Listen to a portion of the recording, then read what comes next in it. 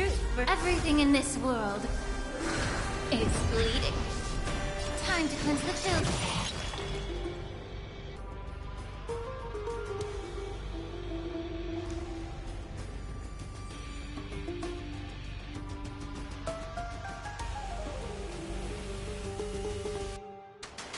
Moment of divine insight arises from enduring patience. Oh my gosh, can you hear me now? Unbelievable. I've had my mic muted this whole time. You guys, I'm so sorry. It's been 8.5 minutes and you couldn't hear me. That explains so much. I was asking you guys about like the stream title and I was explaining all the stuff that I've got to do. Wow. Well, hi. Hello. Oh, man.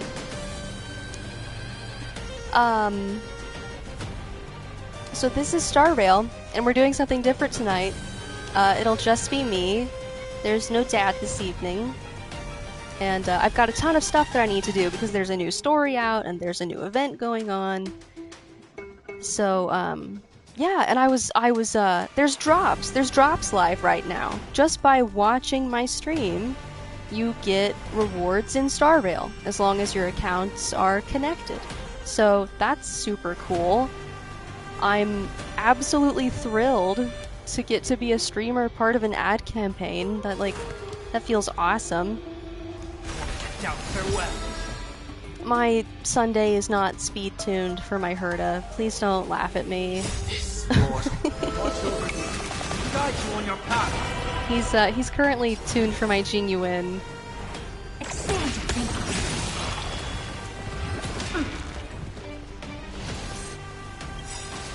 Let's just kill them all. Nothing but a thought.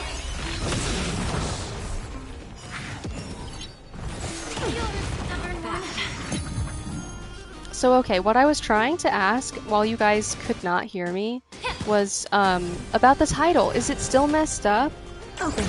Is my stream title still saying that it's Monster Hunter? Because I updated the title on my end, like I see that it says starrail, and I changed the tag from Monster Hunter to starrail. So like, I'm hoping that's all good. I'm also hoping the volume is all good. If anyone is in chat who can check either of those, or just like tell me how I sound, I would really appreciate it. Give an inch and they'll take a mile. Because I mean, for me on my end, I think everything is fine, but There's no backing out now. I recognize that my stuff is probably tuned a little different. Allow me to purge the root of the problem. Let's see here. Curiosity. Hello? Nothing but a thought. Who's the little backstabber?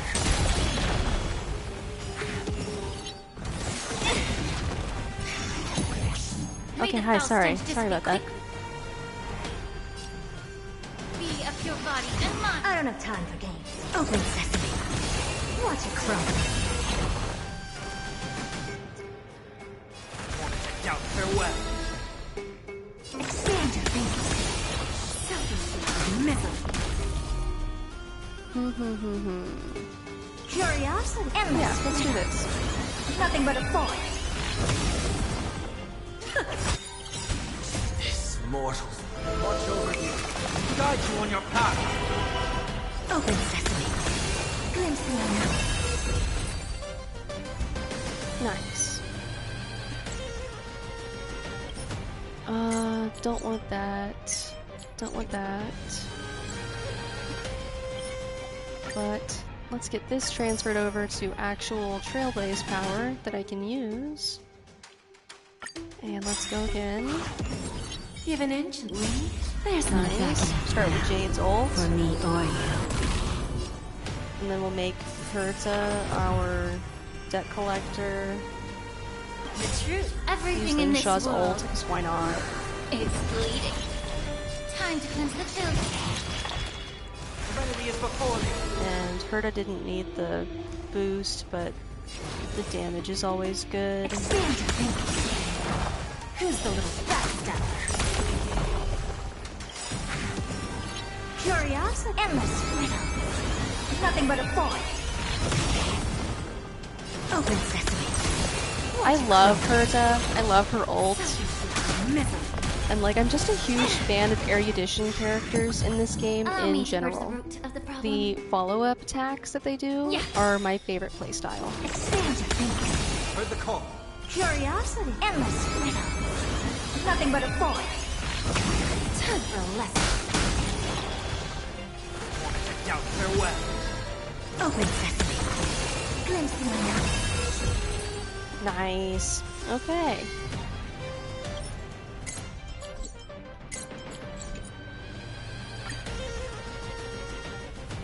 So that should be enough spent that we can move into some story.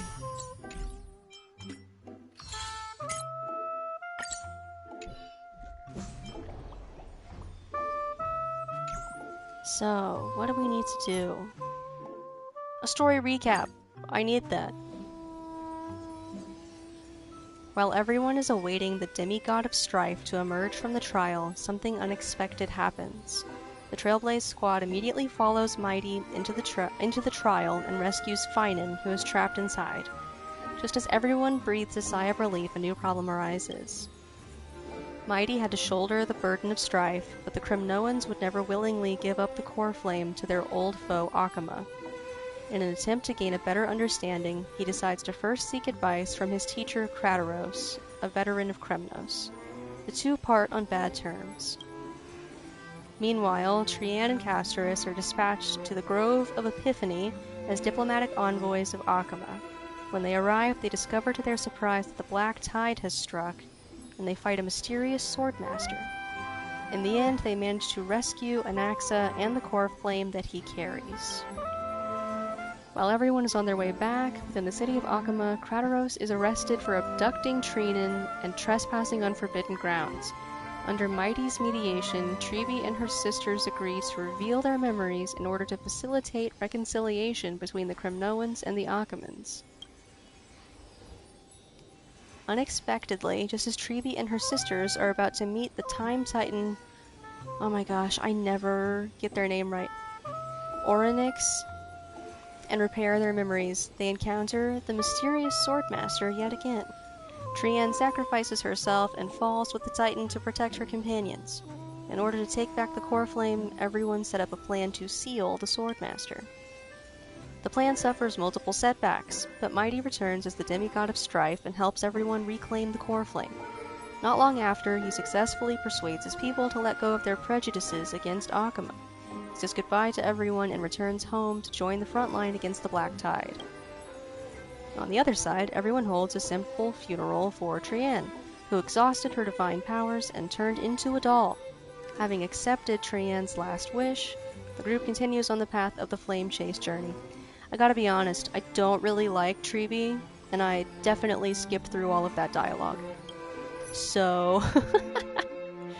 That's so nice! Yes, go now! Let's get this started. Need something? If not, then I'll be leaving.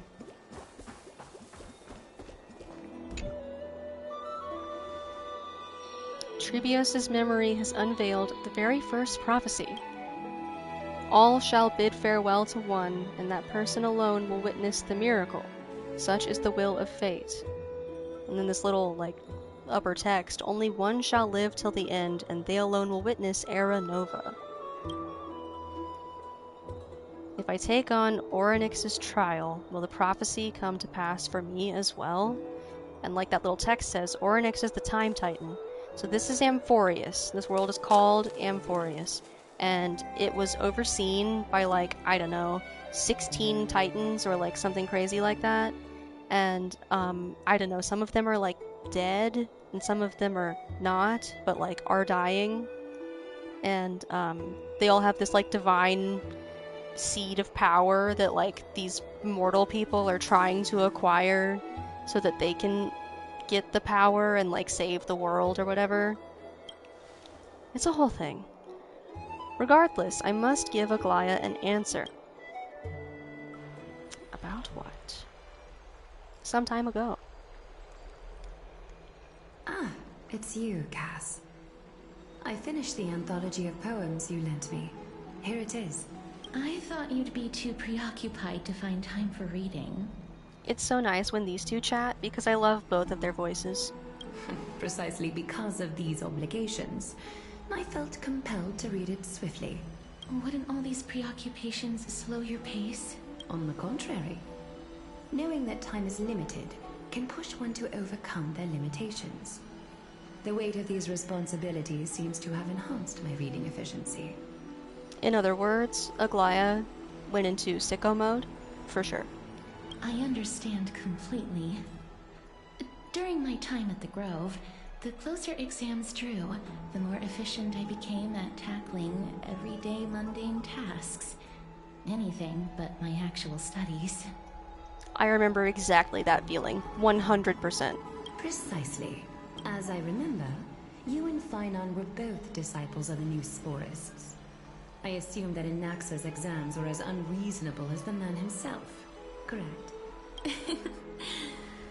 The courses Professor Anaxa taught were Introduction to Alchemy and History of Mythology. And to be perfectly honest, those two courses were the students' greatest nightmares. That's crazy. That's crazy to hear. Those sound like incredible courses. I want to take those. Are you kidding me? The History of Mythology, taught by the blasphemous great performer himself. I can imagine their fear. Now that I think about it, students would often rush to the podium during class to challenge him on those blasphemous ideas. May I ask, Lady Aglaya, has your relationship with Professor Anaxa always been like this? He openly dismisses people's faith and questions the very justification of the Flame Chase journey. Our positions have been destined to be at odds. While you were studying there, I assume you must have heard of his nickname. Dromus Draped in Finery? As I see it, this nickname is more of an insult to the Dromas. That's like a pack-carrying dinosaur that they use in Amphorius. A Dromus.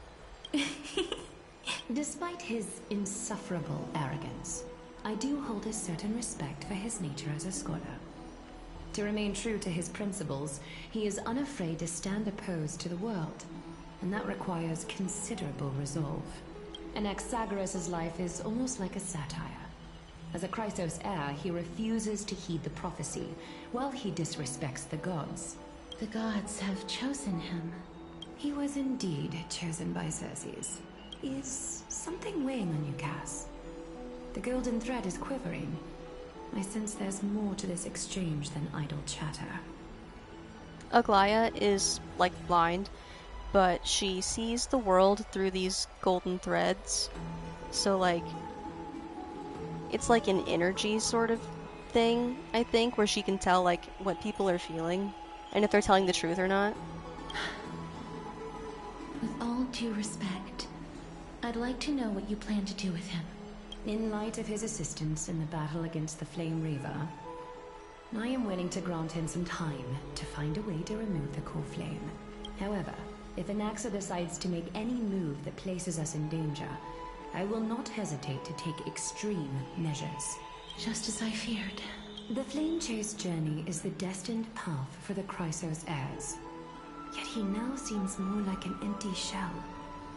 Given his strong sense of self-respect, I trust that Anaxagoras will make the right decision. That's Anaxa's full name, Anaxagoras. Still, I can't help but hope for another possibility. Perhaps Anaxa will also overcome his limitations, now that he knows time is limited. I understand your stance. Let's continue this discussion another time. But now, let's greet our guest. You're here. Oh, it's me. I'm the guest. Does this mean you're ready to take on Orynyx's trial? I understand. I'm still on the fence.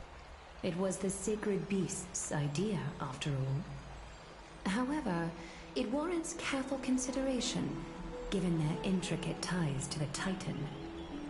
So this creature floating beside me is called Mim, and Mim is like the companion for this world. And I hate Mim. It's a real shame, but I hate Mim.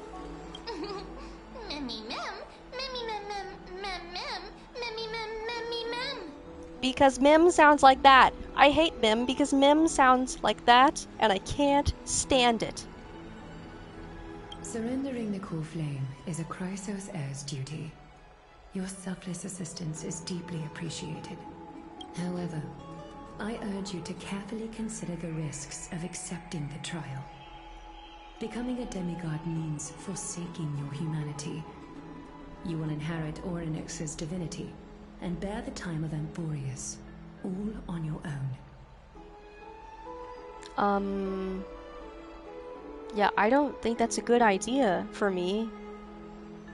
Because I'm a trailblazer, and my whole thing is that I have to go to other places, so I can't really afford to be the time of Amphorius all the time, I don't think. From that point onward, your fate will be forever intertwined with ours, never to be separated again, until the end of Genesis. Yeah, Aglaya, I think that's the whole entire problem. It's Is there a plan B? exceedingly rare to find a capable Chrysos heir. If this path proves unattainable, I am willing to lower my expectations. There are still many priests of Yanissopolis and their descendants in the city. If I'm left with no other option, I'll try to find someone worthy among them. I think it's a better idea. Seems like a shot in the dark.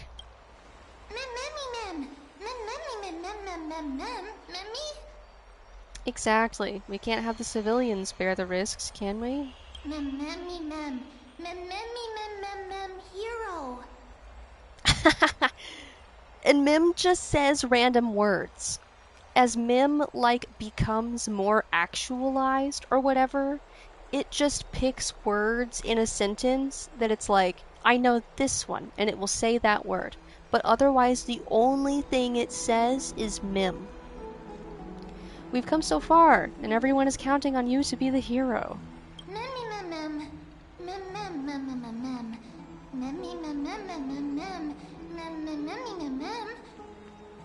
As for the trial, you have nothing to fear. The Time Titan may be willful at times, but they never caused us any harm.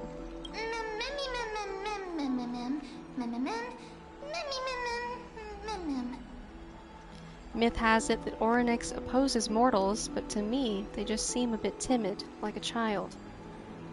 It looks like you know that Titan rather well.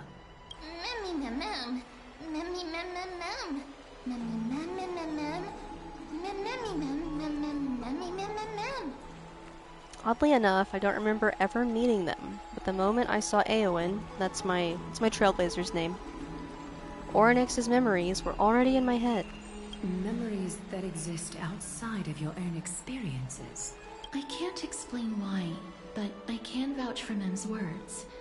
When I was in the Abyss, I heard the Titan's groans, full of pain and grievances, yet without any ill will. Ugh. What do I want to say here? So ultimately, whatever you pick, it doesn't really have, like, consequences. It'll just... The story is the story in this game. But sometimes I just like to exert my will a little bit. Do I even have any say in this? Please, mem.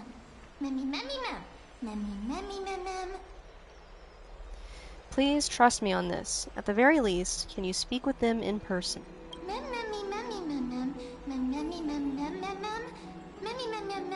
Huge. Why? Why would you know the word huge? Why is that the only word in this sentence that you could say? I get the feeling that if we don't meet Orynyx, we'll be missing out on something huge. Looks like there's no other way. Since you've made your decision, go back to the bath chamber and get some rest. Trina will call for you when the ceremony is ready. It is difficult for me, as the guide, to absolve myself from blame for things to have progressed to this point. Time and again, you have risen to the occasion for Akima. Nearly rewarding you with some honeydew is no longer able to express the extent of our gratitude. When the dust settles, I hope that we'll have the chance to have a long chat regarding your return journey and the curse of the sky. It's about time that we lift the taboo and discuss things openly. Hold on a second, Aglaya. Have you been holding out on me this whole entire time? Did you know more about why I can't leave and just not tell me? Before leaving, I should go and say hi to Castris. Hi, okay. Miss, may everything go well for you and Mem. Hey, thanks. You need Aglaya for something too? It's nothing. I only came to discuss some matters with Lady Aglaya. Previously, I lent her an anthology of poems that Lady Trianne had gifted to me. Tracing back, this anthology was something left for Lady Trianne by a bard before their passing. Although personal properties should be cleared out once their owner has passed on, Lady Trianne gave this book to me since she knew how much I liked to read.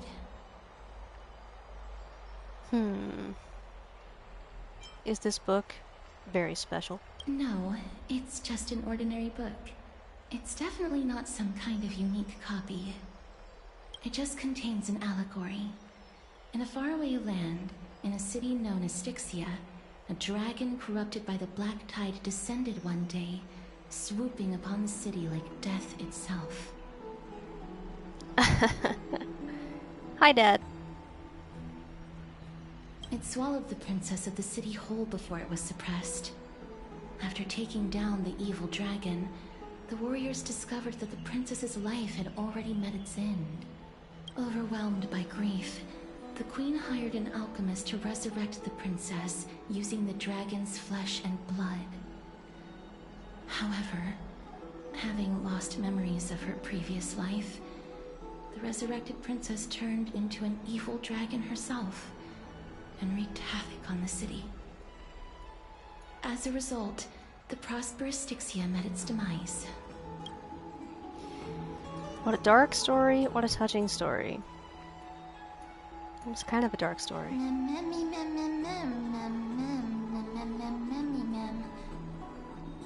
That was so many memes for this little sentence. Are you kidding me? It mustn't have been easy for Cass to narrate this story so calmly. The author of this book is Archepia, a wandering bard who traveled to many cities. Among the things she left behind are poems, dictionaries, and many tragicomedy scripts. She even clearly underlined and took notes in books that covered myths with her elegant handwriting. Oh, that's fun. I like that. While flipping through these books, I felt like I was afforded a glimpse into the life of Archepia. It felt just like I was traveling with someone that I'd never met before. It was as if she had yet to pass on and was still alive. No one goes through life without leaving their mark behind. She probably did not think much of it while she was writing. I like this That's one. right. Writing, drawing, and taking photographs. And streaming. It seems like human nature to try and leave records of things. Speaking of taking photographs, when I was helping you to take the photo previously, I did not look through the photos in your photo stone out of courtesy. But I'm also very curious about the story of the Rosy Celestial Maiden. So photo stone is what the Amphorius culture calls a cell phone. I don't know why, but that's what they chose. Despite having visited many cities in Amphorius, I still understand nothing about the world beyond the sky. If there is an opportunity, forget it. let's talk about this in the future. For now, I only hope that you'll be able to complete the trial safely and obtain Orynyx's blessing. Sure. No problem. I don't think there's anything else to do here. Time to go back and talk to Dan Heng. Okay. Oh nice, the elevator's already here.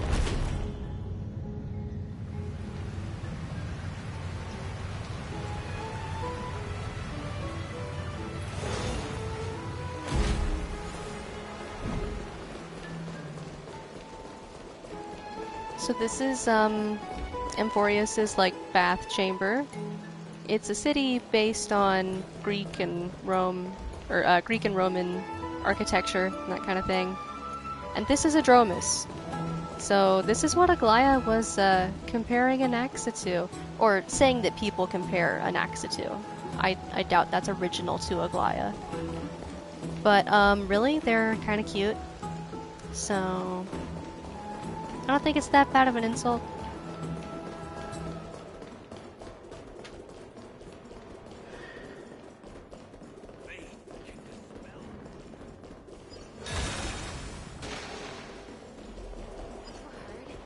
And then in here is our little personal, like, base in Amphorius.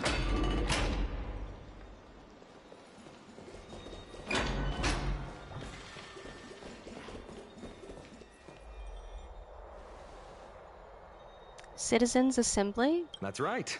Oh, partner, you're back just in time. This is something that the both of you should probably know. So this guy is Finan, and he's one of the Chrysos heirs. So he's one of the people trying to get the core flames from the Titans. And I think he's from, like, another Hoyo title. But I've only ever played Genshin and this, so I'm actually not sure. Don't know anything about his past. More trouble? I wouldn't call it trouble. I just think it will be favorable if the both of you understand the situation in Akuma better.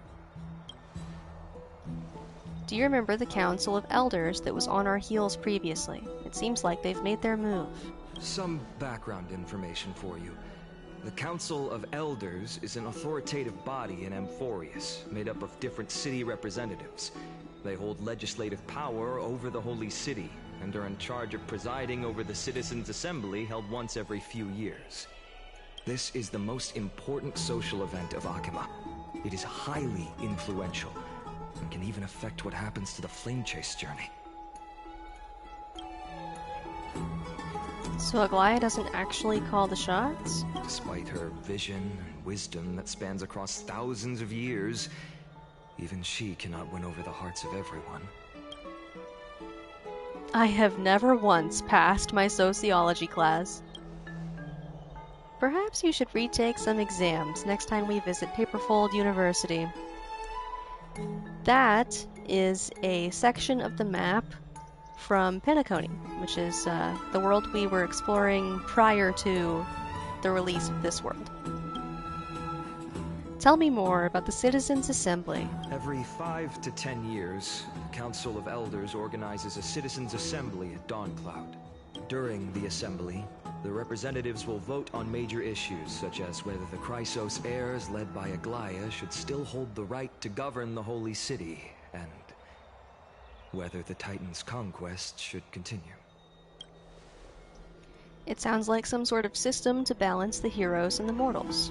That is correct.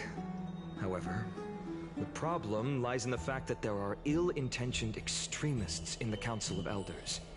They view the Citizens' Assembly as a way to restrain the Chrysos heirs, and hope to take complete control over the Flame Chase journey. We can refer to them as the Opposition. During the assemblies held in the past 100 years, the voices supporting the Opposition have been growing stronger in the shadows. It's only thanks to Aglaya that the Flame Chase journey has been able to continue to this day. Of course it is. Good job, Aglaya. The Citizens' Assembly is just around the corner.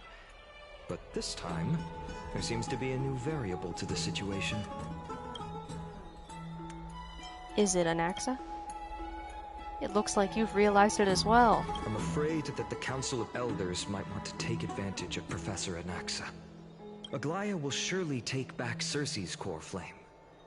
But with Anaxa's current condition, it's so unique that nobody knows how taking the core flame away from him will affect him. So Anaxa's current condition is he is in a state of sharing his body with like the essence of Circe's, a goddess. Because like he like died or was like a single centimeter from dying or something like that. And she was similarly in a terrible position. So she was like, hey, you know what? What if I just make us one living body and we call it a day? So there's this whole thing about like, can he take the core flame? Will he take the core flame? Because he has always opposed the Chrysos heirs.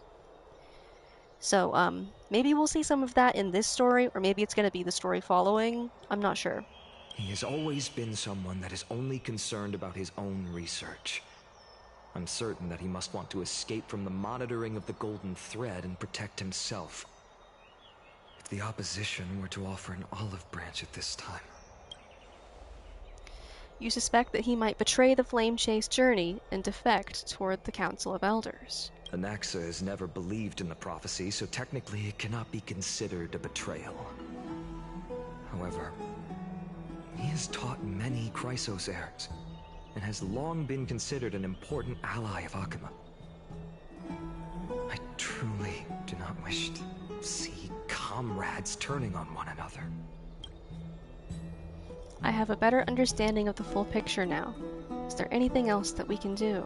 As I believe in his character, I plan to plead with Aglaya and try to buy more time for him. Then, the greatest way in which you can help is for you to know what I am fighting for. A girl worth fighting for? We understand. Thank you for being honest with us. Things are piling up again. Eowyn and Mim are tied up with Orynyx's trial, and while I'm preparing to visit the Grove to uncover clues about the world beyond the sky. I thought I must have missed a word in there, but okay. Let's take things one step at a time. I just want to rest right now. None of those things seem like they are going to be easy to deal with. Allow me For to real. apologize for the fact that we always seem to be troubling you. I hope that Orynyx will show more benevolence and be more accommodating. I remember that they seemed quite fond of you back in the Abyss. Go and rest and regain your strength. We'll meet at the Vortex in a few days. Oh, right. You can read this scroll if you want to find out more about the Council of Elders and the Citizens' Assembly. Oh no, homework.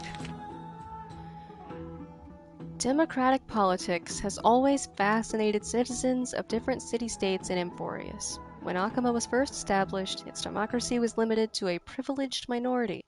However, through ongoing reforms, the Akuman Citizens' Assembly took to the stage, transforming Akuma's governance into a democracy for all, where the Citizens' Assembly made every major decision. It's important to note that as the Black Tide draws near and citizens from other city-states join Akuma's political life, the precious rights of Akuma's original citizens are becoming increasingly diluted. Consequently, voices calling for reforms with the Akuman Citizens' Assembly system grew ever louder. Democracy is only one of the consequences of civilization's development, rather than the cause of development. For democracy to be productive, it must appoint different rules for different societies, situations, and issues. No single rule can be optimal for all scenarios. You know what? That's enough politics in my video game. Rest up and prepare to face the trial. Let's do it. Nervous. I don't know why. It only knows some words. I hate it. The trial feels like it's just around the corner. I'm starting to feel nervous. It's not that soon. Don't worry, everything will be fine. I feel like a sitting duck that has been thrown into the deep end. Well, it's a good thing ducks float. It's not that soon. Nervous, mem. This is just an exaggerated figure of speech to express how nervous I'm feeling right now. Let's just hope that everything goes well. After all, as someone who has earned the gaze of an Eon, you should be able to overcome the trial of a regional god just fine. We've also unknowingly gotten used to sleeping with the midday sun shining brightly above our heads. Get some rest, Eowyn. So that's another thing about Amphorius. Well, about Akuma specifically. It's trapped in eternal daytime because that's the only way it can be safe from the encroachment of the Black Tide. Perhaps a new phase of our trailblazing expedition in Amphorius is about to begin. Get some rest and wait for the trial. A few days later, at the Vortex of Genesis. Esteemed one, Orynyx's vacant totem awaits. If you have already made your preparations to become a pillar of Amphorius, please, step forward. I don't think I should be a pillar of Amphorius, I gotta say.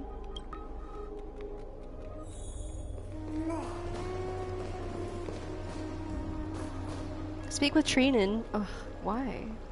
Little Grey and Mem, thank you. Your resolves cannot be questioned. We praise your pure selflessness and courage. May Kefali light your path forward. I can't stand them. All their voices, they're the worst. Get ready to assume Orynyx's divinity, Trailblazer. Okay. It's gotta be me. The divine position of Orynyx has already been vacant for some time. We can feel the space of the trial closing. As there isn't much of their soul left, we'll have to complete the ceremony before their soul completely dissipates. Let's begin. I've long gotten used to fighting fires. Let's begin. The eighth core flame coveted by the miracle that once belonged to the great Vale of Evernight, Orynyx. It shall now be returned by the two elected heroes of the Chrysosairs. A traveler who is upright and courageous, and a sacred beast that invokes miracles. What do you mean? We're gonna share it? Mem. It's also who for me, not that. No. Treeby got it right. Both of you, please, come forward. Recite along with us. O Majesty of the 12 Titans, pillars of the world, we seek your divinity to mend the rifts of the world. Fill our bodies with blood of gold, till we wither in willing service to the prophecy. I don't think I have gold blood. These are just words meant to make the prayer seem more solemn. Please, focus.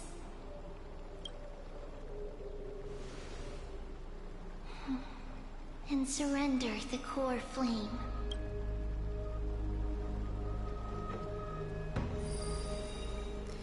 Press and hold to submit the core flame and complete your objective.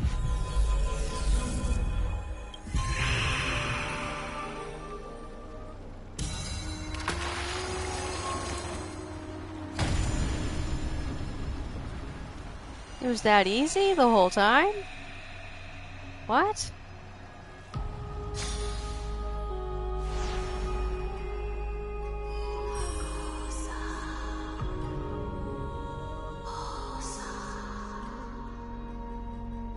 Orynyx. Their soul has been waiting for a long time. Perhaps they're also quietly waiting for the arrival of their successor. Wait for my return, my friends. I love all of you. No.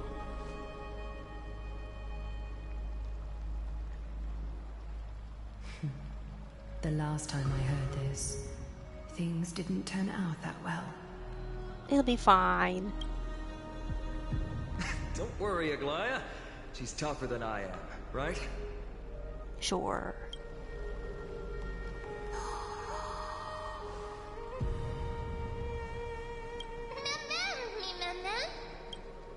Let's go, Eowyn.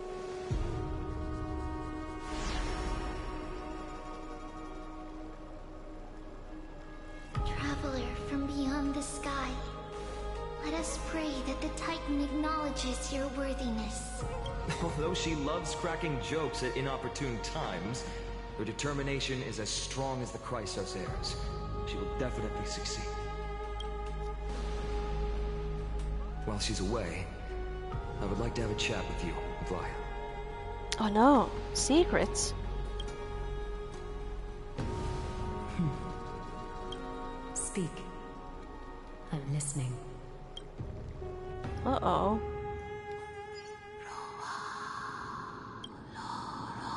Slap, slap! What? Wake up!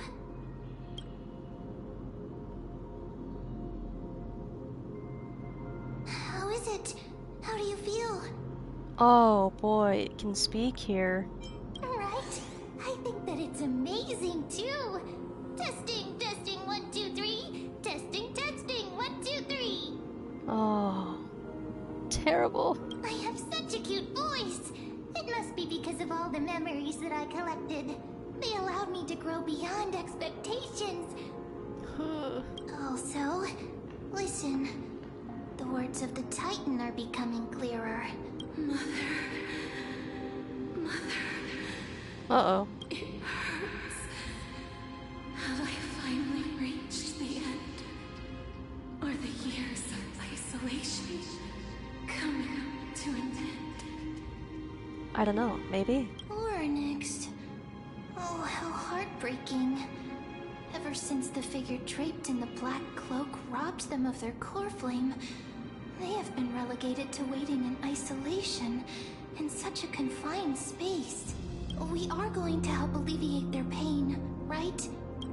Memories broken. Mother. Where are we? Oh, okay, so we've been here before. What is that?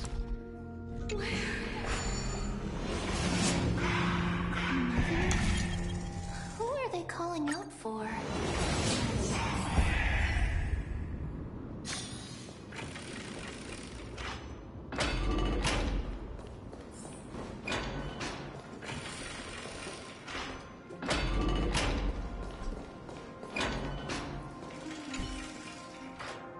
Your Lay's acolyte, quickly take your position. Several lost item requests are still waiting to be traced. You must have mistaken me for someone else. Someone else? Indeed. I've never seen you in the sanctum before. The temple is well guarded. How did you manage to get in? Or perhaps it's a sign of permission granted by Yanis. Tell me, do you know anything about the mechanism on this wall? I think so. The containment mechanism didn't stop you, and you even called the intricate extrapolating process a game. Perhaps you're exactly the person I've been looking for. This device is called Yanis' Maze, a divination tool of the Gate of Infinity. We can trace the location of anything. There's a backlog of requests this month, and the acolyte meant to handle them is nowhere to be found, and now you appear. Okay. That's some quick understanding. Don't you think this is the arrangement of the Fate Titans? Don't worry, you'll be well compensated. Now, let's give it a try. Stand in front of the maze. I'll use a simple question as an example to get you familiar. O Gate of Infinity, please guide us. Where is the cookie I saved yesterday? The maze groans deeply. The maze has been revealed. I'll leave it to you. What game was this?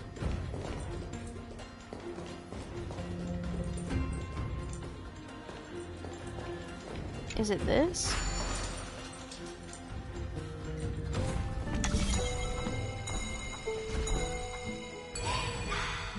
Use rewinding powers. Oh.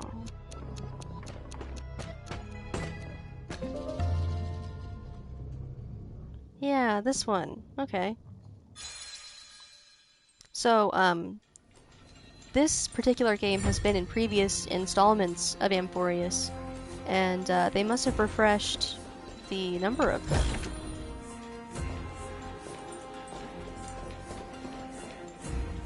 But let's do that another time.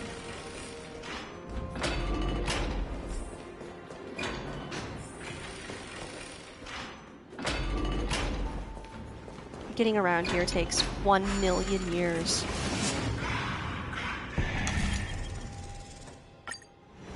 And this is actually after they changed the maps to be smaller so that they weren't so annoying to get around. They used to be absolutely egregiously massive.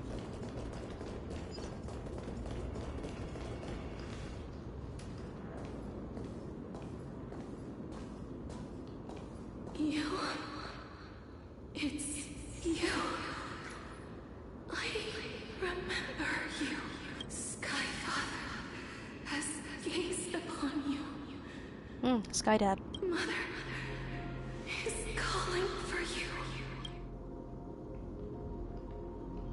Does Skyfather refer to Fuli?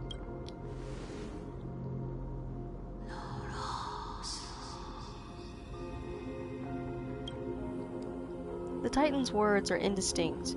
Each syllable emerging from the mist seems to be cloaked in frost, symbolizing memory. Skyfather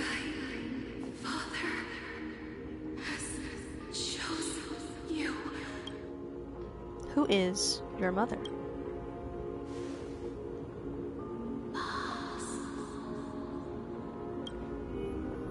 A majestic voice pierces through the golden mist, reaching the unseen mountain walls in the distance, reflecting and returning to your ears as an echo. Within the echo, you seemingly could make out the cry of a baby. Mother is no longer responding.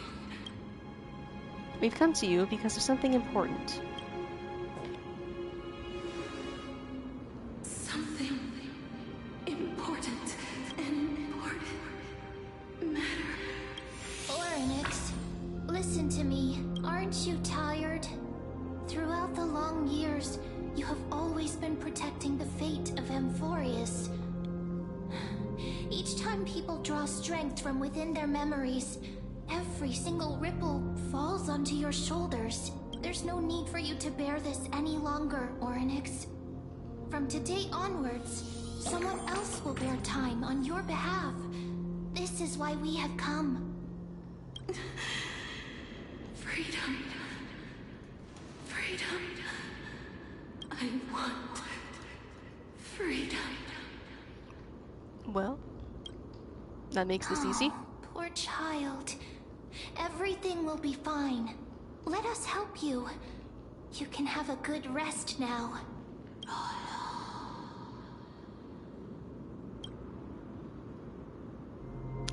Leave it to us, Titan.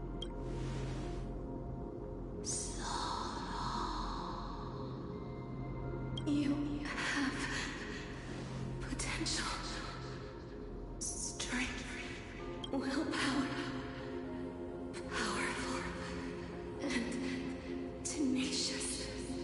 Ah, shucks. But you lack something. Wow, okay, rude. Just one thing. Lacking something. What is it?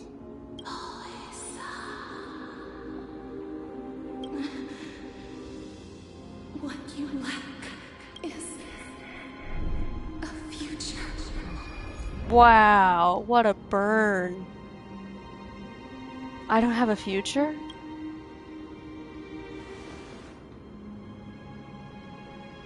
Future? Traveler from the sky. You should have dissipated already. The gaze from the Sky Father. Stabilize your form.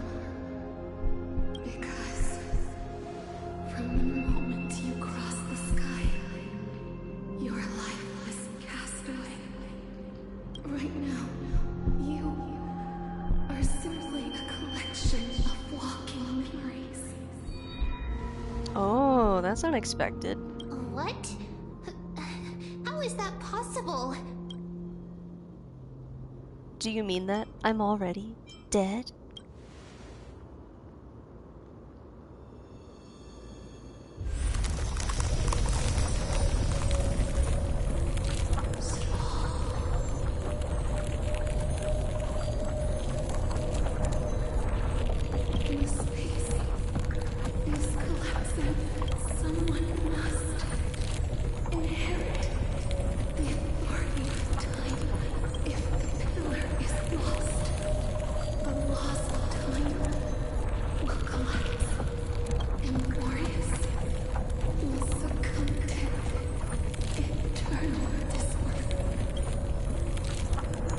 You still haven't explained things clearly. What about the trial? Revive me, quickly.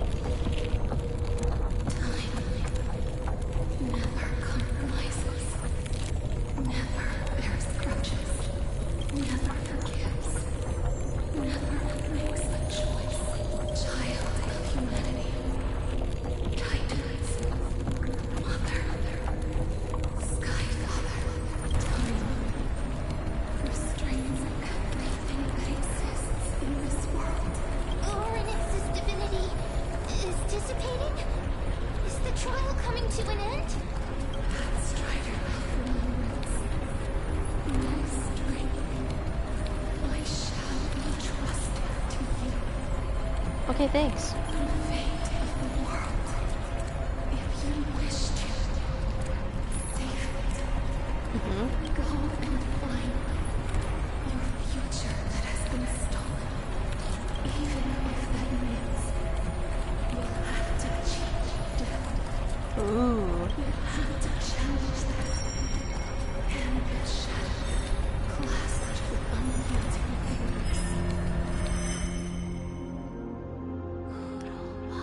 Before the passing of 15 entry hours, go forth and reclaim your future.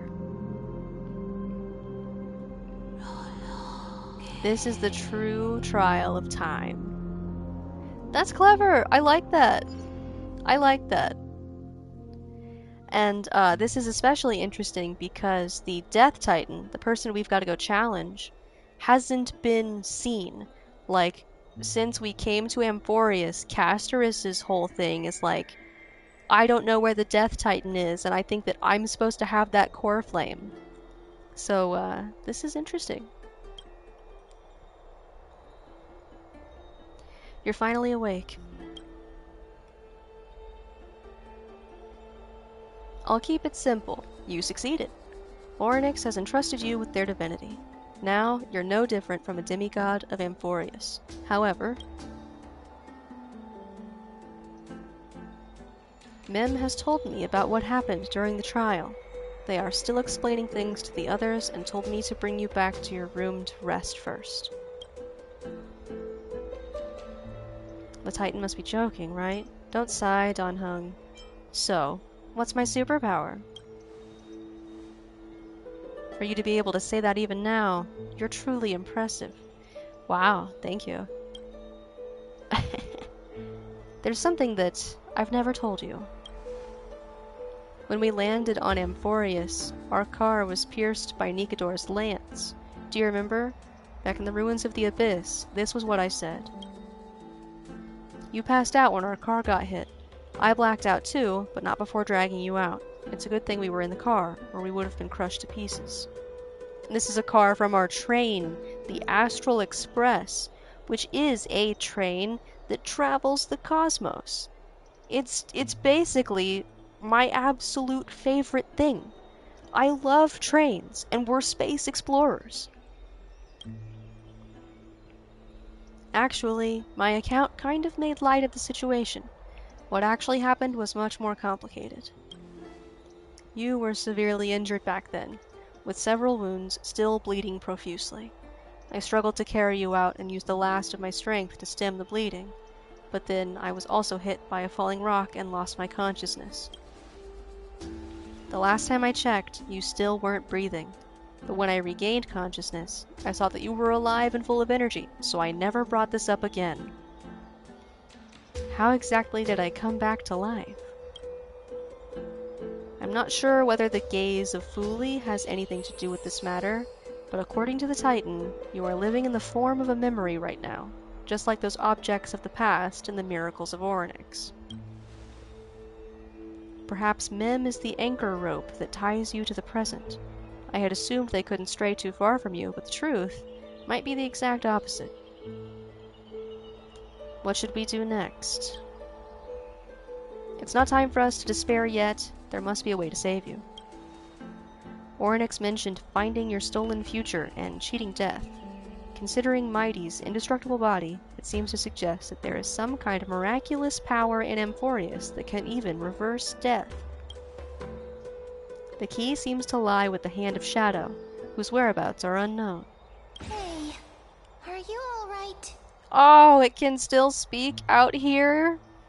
No! Are you kidding? I heard you two talking about Thanatos. Cass is also very concerned about the warning. Oh, it's true. Mim has a whole voice now. Oh. She has left the vortex and returned to the garden. Shall we go and look for her? Thanatos is the Titan that Cass has always been looking for. Regardless of whether there are any clues, there's probably no one else that understands death better than her. Hey, that's what I said. I said that. Let's do that then, Eowyn. Oh, Okay. right. There's something that I have to tell you. The Chrysoceros... Whoop. I didn't think that that would interrupt Mim. This is not a horrible loss, but I am sorry for skipping that part of the story.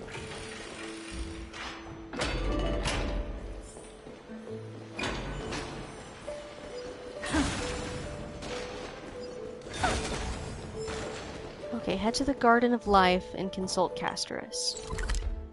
Let's teleport there.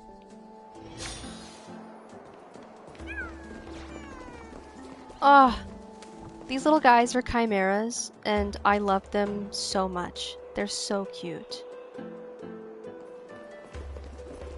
They come in all these different colors and stuff.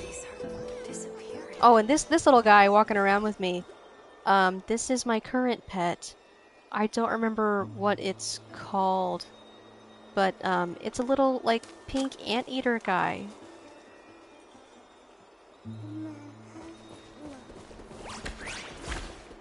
Oh, and these are some chimeras from the Chimera event that was happening last month, I think? Miss, I'm right here. How did you know I was looking for you? You hear soft steps coming closer, one step at a time. Please stay there and slowly turn around. Why? Castorus, what's going on? For some reason, you feel you have seen this scene before. You want to turn your head, but you glimpse a dash of purple brushing past your face. Then, a chill seeps through your skin, spreading into your veins. Thump, thump. Your heartbeat begins to slow. Just want to close my eyes, remembering the near-death experience. Spin around immediately and give Castorus a scare. We'll stay on guard. Your vision blurs and cold reality fades into a purple ocean. And then... Please pardon me. A subtle fragrance of an unnamed flower fills your senses, its sweetness making you forget the need to breathe. You realize you are still alive. No, to be more precise, your death was not thorough. The coldness of the initial touch disperses as quickly as it came, and replacing it is the touch of fingertips, and a tremble born of trepidation that originated from a certain lanky arm. Her quivering finger gently brushed against your cheek, causing a faint tickle. Just as I expected. I cannot feel anything. What does that mean? Castorus, you're shaking. Am I really dead? You're invading my personal space. She'll Back know. at the grove, I was puzzled as to why you were not affected by my curse. I thought that it might have been the special ability of a traveler from beyond the sky. Never did I expect expect that this would be the true reason. That I'm actually kind of dead.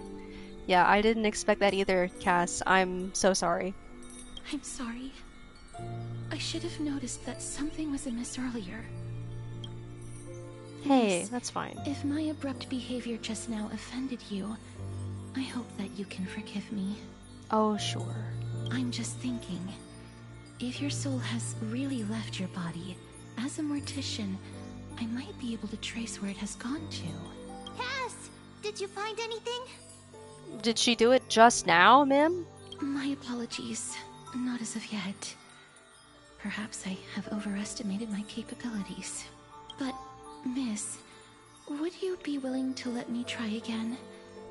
This time, I'll increase the area of contact slightly.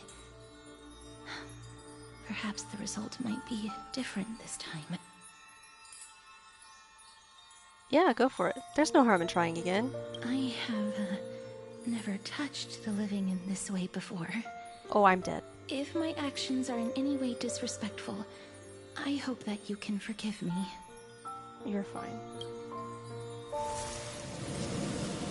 Casterus once again places her palm on your face. Her shivers calm somewhat this time. Did you discover something? I seem to have caught a glimpse of something. Your soul is currently roaming someplace and cannot find a way to escape. But perhaps it might not be a bad thing. If your soul is still wandering around, it means that we still have time. We have a chance to find it before the fingers of Thanatos sweep everything away. Clues. Just a few more. I need more guidance. The connection has been severed. With my strength, I'm not able to trace it. It was me. I was a little too hasty. Don't worry, miss. Although we currently have no leads, I will do my best to search for the whereabouts of Thanatos, bring back their core flame, and personally return to you the life that you have lost too soon. That's so nice of you. I know that I'm lacking in confidence, but I hope that you can keep this promise of mine in mind. Before I manage to deliver on this promise, please do your best to hang on. Oh, you can count on it. Amphorius needs you. Live on bravely. I understand. I'll do my best. Lady Aglaya and Lord Finon are currently discussing some matters in the paths. They're worried about you too. If possible, please go there and let them know that you're well. Although, I don't actually know whether your current situation can be described as well. Sure it can. I'm fine. Also, please accept this Styxian fable. Reading can help one to focus and relax. I hope that reading this can help tide you through this difficult period. More and more species are disappearing. Okay. Discuss your next steps with Aglaya and the others. Where is that? Top of the baths. Okay.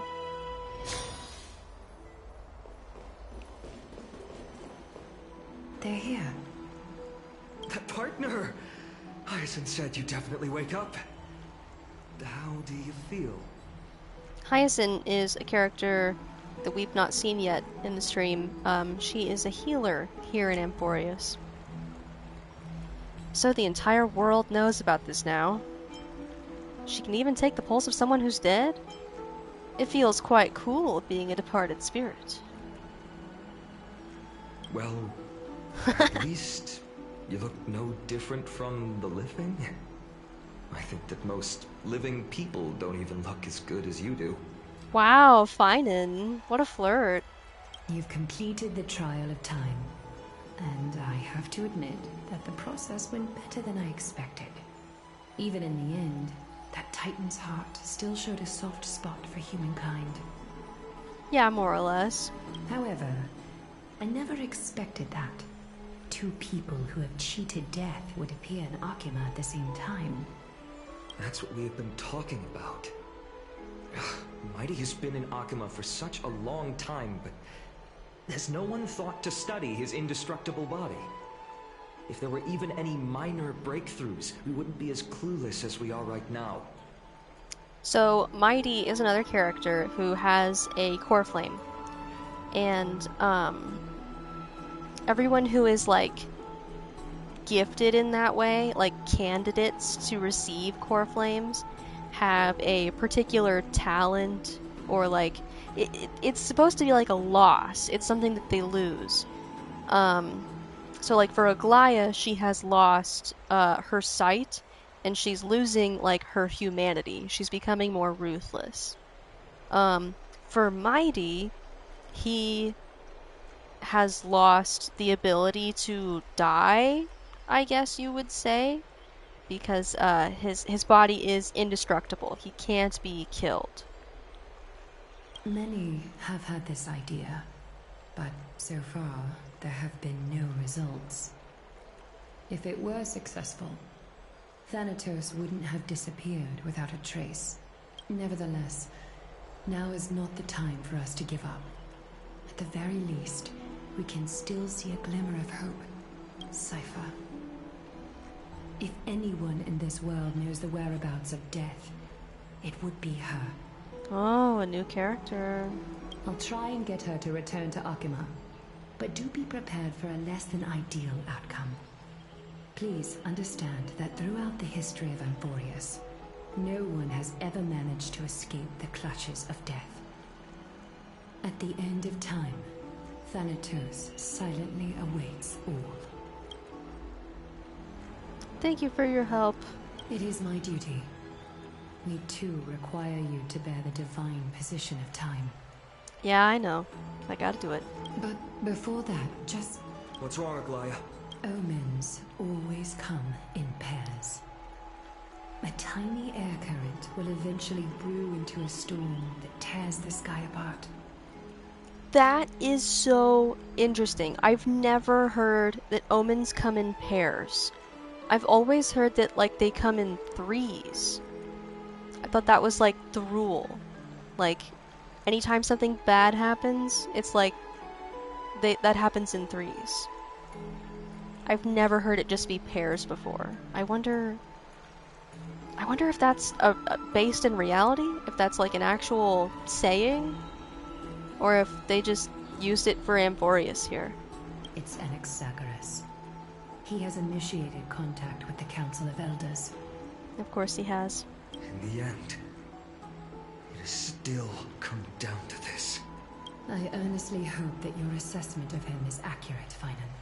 Otherwise, the efforts of my teacher and I of the past millennium might be reduced to dust because of that great performer. When Aglaya refers to her teacher, I think that's Treeby. The short one with the red hair that we saw earlier. I'm not 100% sure on that, but I think that's who that is. Because Aglaya calls her teacher, so I think that's who that is. Switching to Anax's Pav not long ago. Wow, what? I'm back here again. I remember this dream. This realm is covered in a silk-like fog, and the land is barren and harsh. The crowd of travelers leaves tracks everywhere. Hey! Excuse me! What is this place? Where in Amphorius are we?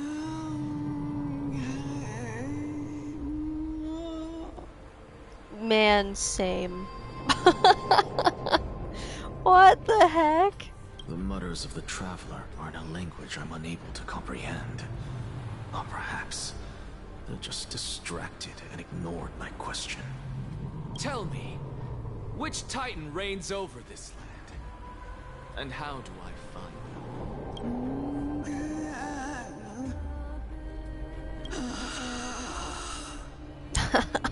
Hand of Shadow. Hand of Shadow Thanatos. Could this possibly be the Netherrealm?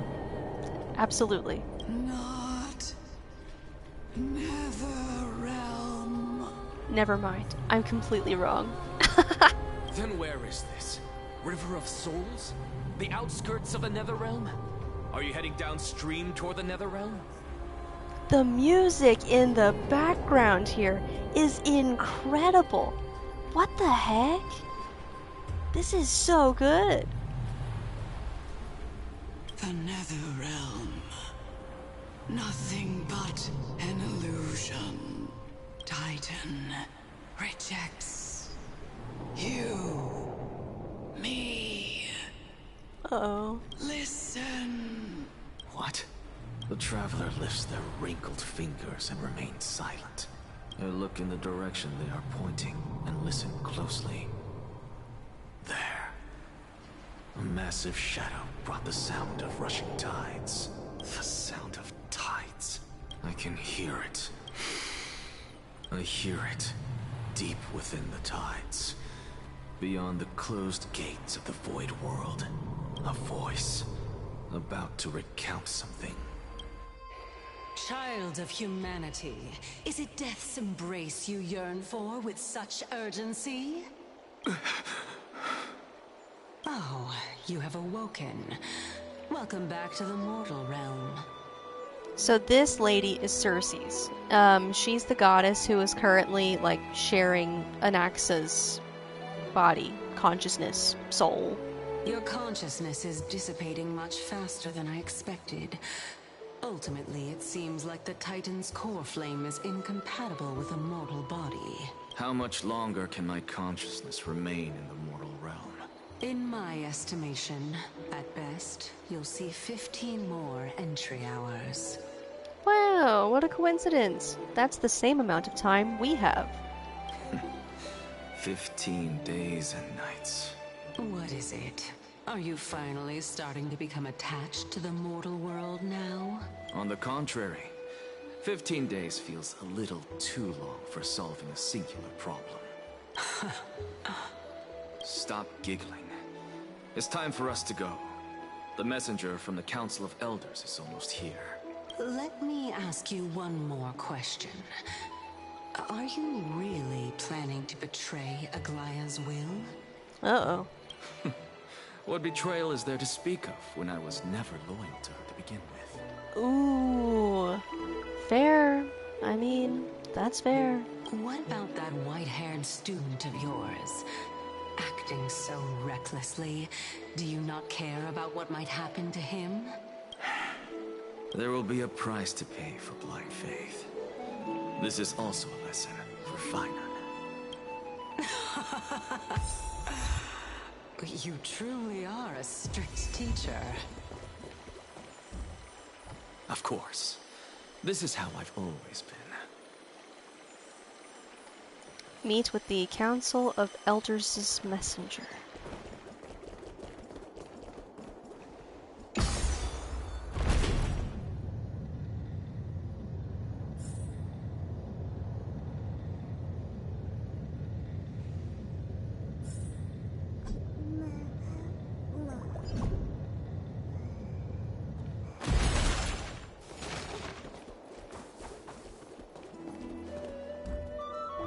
Oh, have I found enough little bugs? Oh, I can't talk to them during Sorry the mission. to keep you waiting, Lord Executus. What? It's been a while, Lord Executus. I greet you on behalf of all the citizens of Akima and express my deepest regret about what happened at the Grove of Epiphany. Who is this? It's you. I never expected that you would personally come and meet me. What? By carefully into Lantern above, I have come as a testament to the justice of the Council of Elders. There are Antikytherans here? They have been a rare sight ever since the Chrysos War. I've never heard of Antikytherans. I extend to you my utmost respect, revered Titan. I am Lycurgus, though you may call me Linus, holding an honorary position within the Council of Elders in Akima, and as the Theoros, I stand to protect the right of all upright citizens to express themselves freely. You can see them too? You know about us. We Antikytherans perceive the world through the amplitude and frequency of souls. Well, that's interesting. I wonder if that's related in any way to how Aglaya sees. Just as I am conscious that Lady Aglaya is secretly listening in on our private meeting from afar. If necessary, Lord Anaxagoras, I can sever the golden thread to protect your fundamental rights. That's wild! What do you mean? This guy can just cut off Aglaya? She's a whole demigod. That's crazy. The demigod should know better, for such is her station. Spare those poor threats, and just let her listen to my words. They shall serve only to unveil her own folly. This guy... May I interpret this as you having a countermeasure? I need not any plan, because she can do nothing other than petty espionage. As the Citizens' Assembly approaches, and with Orynyx's fall, any attempt to capture the core flame within me will only usher chaos and calamity. A truth she undoubtedly comprehends. While I, Anaxagoras, serving as the Grove's special envoy to Akima's Citizens' Assembly, have long known the extent of your abilities. Let's forego the formality of asserting authority, Lord Lygus. Lead the way. Very well. Surely Lady Kindness would appreciate such assertiveness in an ally. Lady Kindness is like a high up in this Elders Council. She's been waiting. Follow. Is there something on your mind, Lord Anaxagoras? Nothing, really. It's just a question that I contemplate every time before I ascend to Dawncloud. For the Titans, does the falling equate to death? Ah, a pondering truly deep. Time is on our side. Do you mind sharing your reflections with me? While all living beings must ultimately face their demise, Kefali has yet to meet theirs. Their journey continues unhurriedly along this long path. Are you suggesting that Kefali may not have truly passed? What? Yes. For dying implies an ongoing process, an action, whereas death signifies a static state, a definitive termination. Okay. In contrast to mortals, Titans exist on a grander scale of space and time, thus elongating their passage into death. The notion of their fall is but a misinterpretation born of mortal ignorance. Ah, an intriguing concept, albeit challenging to substantiate. After all, Kefali has maintained a profound silence ever since the era Arasa, while scholars and priests alike have conveyed the message of the gods' imminent fall. Perhaps the gods in their arrogance deemed it beneath them to reveal their perspectives to mortals. Could you elaborate on your statement? Yeah, please. Circes, the kin of the Sky Father as recounted in myths, now resides within my brain. Were I to inquire, Kefali would have no cause to refuse. Oh. That very well could be true. But what if the world-bearing Titan still chooses to remain silent? In that case, the myths crafted by the people of Amphorius are nothing more than pitiful jests. It's worth a try. I believe, and I'd love to witness the fruits of your theory and the change it may bring to this imperiled world. This Lygus guy sounds like a robot, but like the breathiness of this voice is really unsettling. Because I completely concur with you on this aspect. If the Titan has indeed met their end, any response from them would be impossible. Fair enough. Oh boy!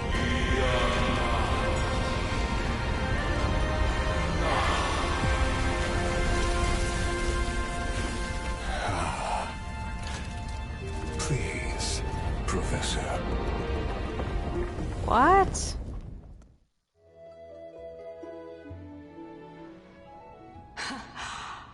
The children of humanity have indeed created a spectacle. Welcome to Dawn Cloud. The atmosphere here carries a greater sense of solemnity than the mundane clamor of the Memorial Palace, with entry permitted only to the invited.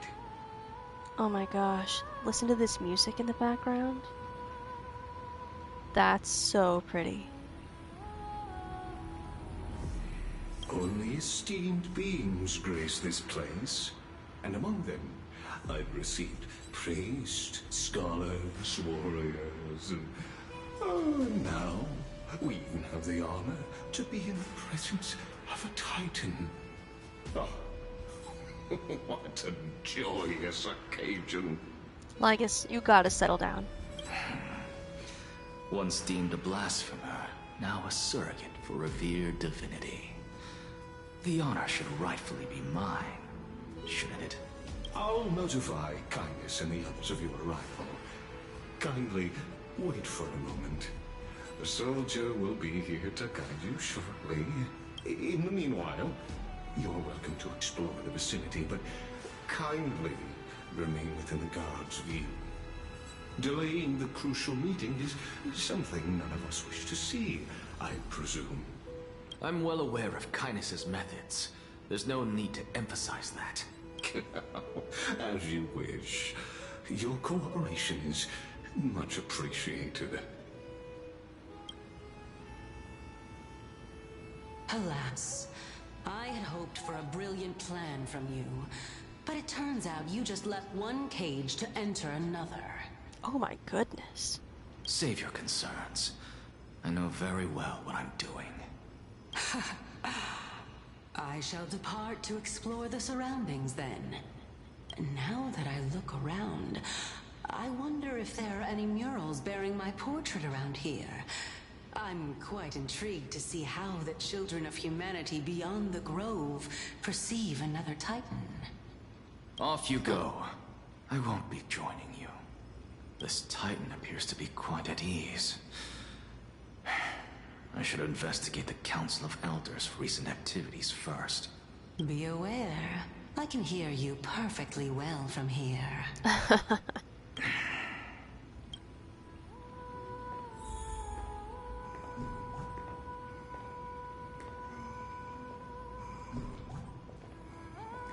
Wow, what a cool place.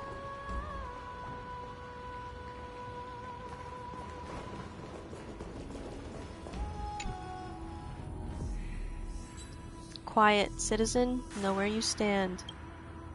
The Citizens' Assembly, the beacon of public opinion, a crucible where truth is forged. The falls cleanse away delirious dregs, while reason sharpens through the tempering of debates. Wow, okay, that was really officious for just floating here in the middle of the hall.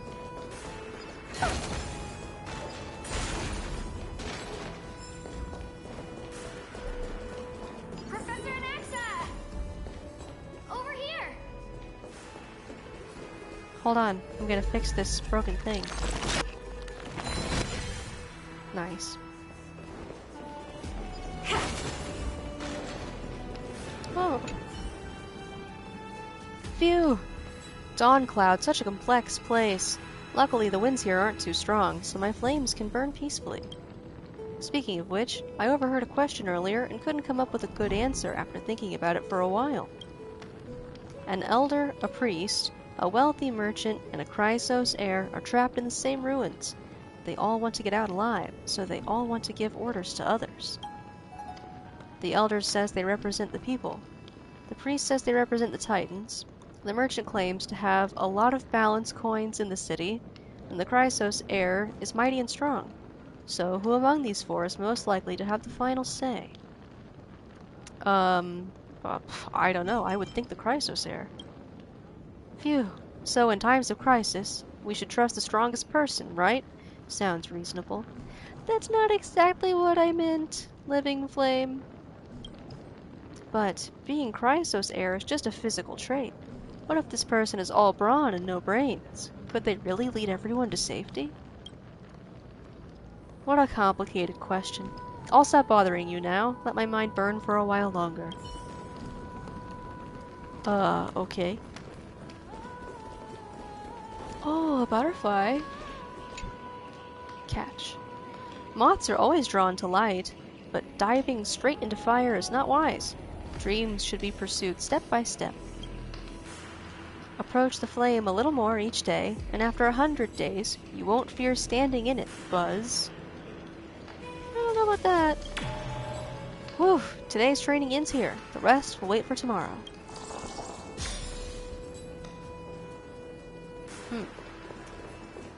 Okay, hi, I'm sorry. Professor Anaxa?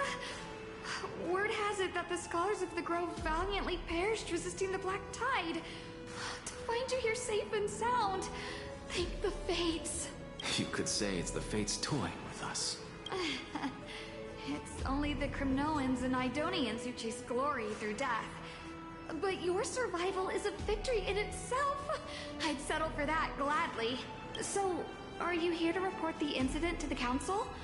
I heard that after the Black Tide devoured the Grove, Akuma would be next in line. Even with the demigod of stripes standing alongside humankind. Tell me, how much does the Council of Elders know about the Black Tide? Once Kindness and her followers learned of Circe's and Orynyx's fall, they proclaimed in the council that the Flame Chasers could no longer stand against the calamity alone. Yet, when the Crown Prince ascended to godhood and repelled the Black Tide, she immediately altered her tune, declaring that all was resolved beyond Akuma, with the only remaining menace now being Aglaya and her adherents. They might well make their move at the upcoming Citizens' Assembly. No surprises there, those shifty opportunists. Thank you for your honesty, virtuous student. Being an opportunist could very well be a facet How do of I wisdom. get a fancy eye patch like theirs? I mean, there's gotta be cosplay designers who are already working on Anaxa's outfit, I would think. So, you know, just a quick little Google. I don't know. Shouldn't you be searching for murals of yourself? I've had enough of your prattling. I was really curious to see how you would find the middle ground between both factions, so I came to listen in. But it seems as though this Kindness is much more ruthless than Aglaya. If so, why do you want to work with her? Could it be that perhaps you've decided to readily surrender this hollow shell of yours, just because you feel like death is fast approaching? Oh my gosh. I'm afraid you'll be sorely disappointed if that's what you truly think. She was going for the throat there.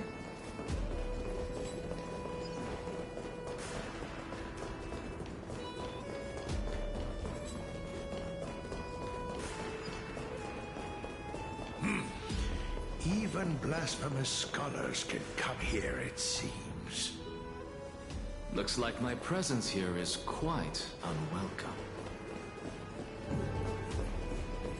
Another bug. Human, pour your sorrows and troubles out to me. I cannot resolve them. But I'll keep blessing you quietly, always and forever. Ah, thanks. I appreciate the good vibes. Anaxagoras, I thought that you had died to the Black Tide, just like the other scholars. Nope. As Kefali's priest, are you not aware of the decorum of respecting the dead? Not quite. Surely you jest. You blasphemous heretics are not worthy of respect from the Supreme Being. Let me remind you that you're currently in Dawn Cloud, so you'd better keep your deranged language to yourself. I am no longer that altar servant from years ago, who could only acquiesce to the commands of others. Now, I have plenty of ways to deal with people like you. Whoa, whoa, whoa. What's that supposed to mean? I'm not sure whether I should laugh or cry right now. I can't believe that a follower such as you could have been made by a creation titan. As I see it, a dead titan can't provide you with this level of confidence, right? Then who is it exactly? Could it be kindness? You. Seeing how fond of you Elder Kindness is, I shall let that slide for now. Leave immediately, and don't impede us from receiving the Supreme Being's blessings. Huh. Seeing as we were able to hear of this matter from the mouths of others, it seems that kindness is indeed quite sincere toward us. Perhaps this affair will proceed smoother than I had anticipated. Oh my, what a thrilling confrontation.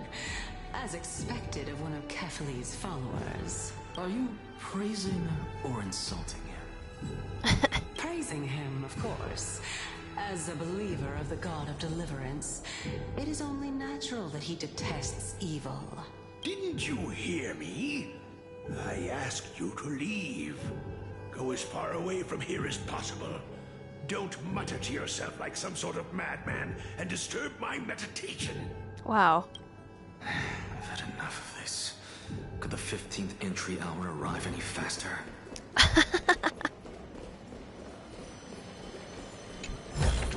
Anaxa out here like, I would rather die than listen to this man.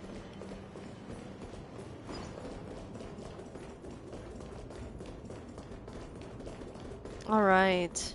What does Cersei's have to say? My, could it be that the great tree painted in this mural is actually depicting me? Oh, I don't know. Every plant, every tendril, no, even every leaf could be the embodiment of Cersei's. Adorable. As a result, mere mortals who did not know what the Titan actually looked like chose to paint them as a giant tree instead. Their wisdom was portrayed as fruit, to symbolize how they shared their knowledge equally among the masses. Such exquisiteness indeed. This mural is quite abstract. I really can't tell whether you are praising or demeaning yourself. Now I'm quite curious whether the Reason Titan has studied figures of speech before. Of course I find such stylistic devices interesting. For all we know, this could be the answer to the question, what exactly are we? I, for one, am not willing to admit that I could look this ugly. Oh, Anaxa, it's a tree. Take it easy. Was this the reason why you failed in your attempt to refine my soul when you were ambushed at the Grove? Since you are aware of this, why did you save me back then? From my perspective, this point alone was enough to separate you from the average person. How do two lunatics coexist in the same brain? Therefore, it seems that your journey to Dawn-Cloud this time is not just to seek protection. What, then, is the intention behind your actions? The entire plan is stored in my memory, so why don't you look there? Then don't mind if I do. 1 year old? 2 years old? my.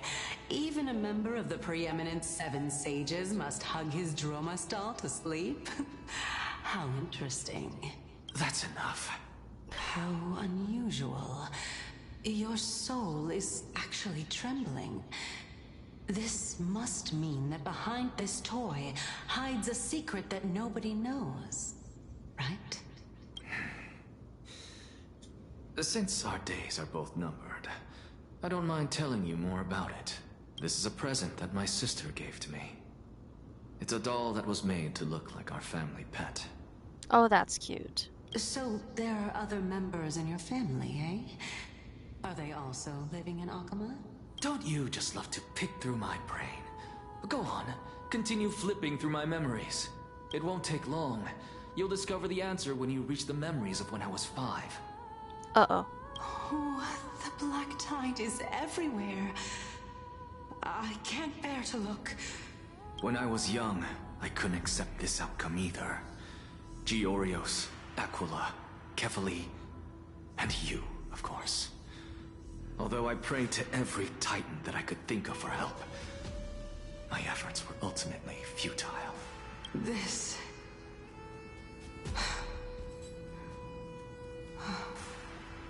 Could this be the inception of your research into alchemy?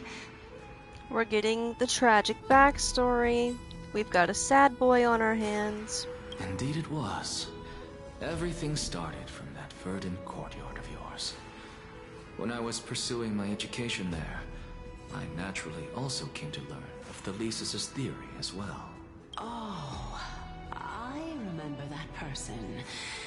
He was the one to come up with the concept of souls, right? Wow, what a crazy thing to be able to pin that on one person. Not only that, he also believed that life, as well as the composition, movement, and transformation of matter, all stem from souls themselves. This is why I thought that, since all living things stemmed from the same origin, why could I not sacrifice myself in order to resurrect my nearest and dearest? Anaxa, you... I did it, teacher! But this is absolute blasphemy. Regardless of how much freedom the Grove provides, such an act could cause you to be burned at the pyre. Your beloved, where is she now? Send her away from the Grove at once, to a place where nobody will ever be able to find her. Otherwise, the both of us will be judged by the Council of the Seven Sages. Whoa, hold on. Anaxa brought someone back from the dead? Calm down, teacher. My sister, she's still not in the mortal realm. Even to this day. Oh, okay, no. What do you mean? It was naive of me to think that I could snatch the deceased from Thanatos' grip by merely sacrificing one eye. Oh, so that's what happened to it. Wow. That's honestly pretty metal, I gotta say. Equivalent exchange. All I received for that price was but an opportunity to see her for one final time. Nothing more. Oh, let it go, Anaxa. As one of my best students, I cannot watch you go down the wrong path without doing anything to stop it. Never do something taboo ever again. Don't disappoint the deceased, and never harm yourself. If you can do that, this classroom will still be yours, and you'll have a chance to live out your own life. Never do something taboo ever again. The guy's called the Blasphemer. I don't think he listened. Since I was able to see her one last time, I have no other desires. You're right, teacher. It's time for me to start a new life. I am sincerely glad for you, child. Now then, what topic would you like to study? I wish to continue the Lysis' research.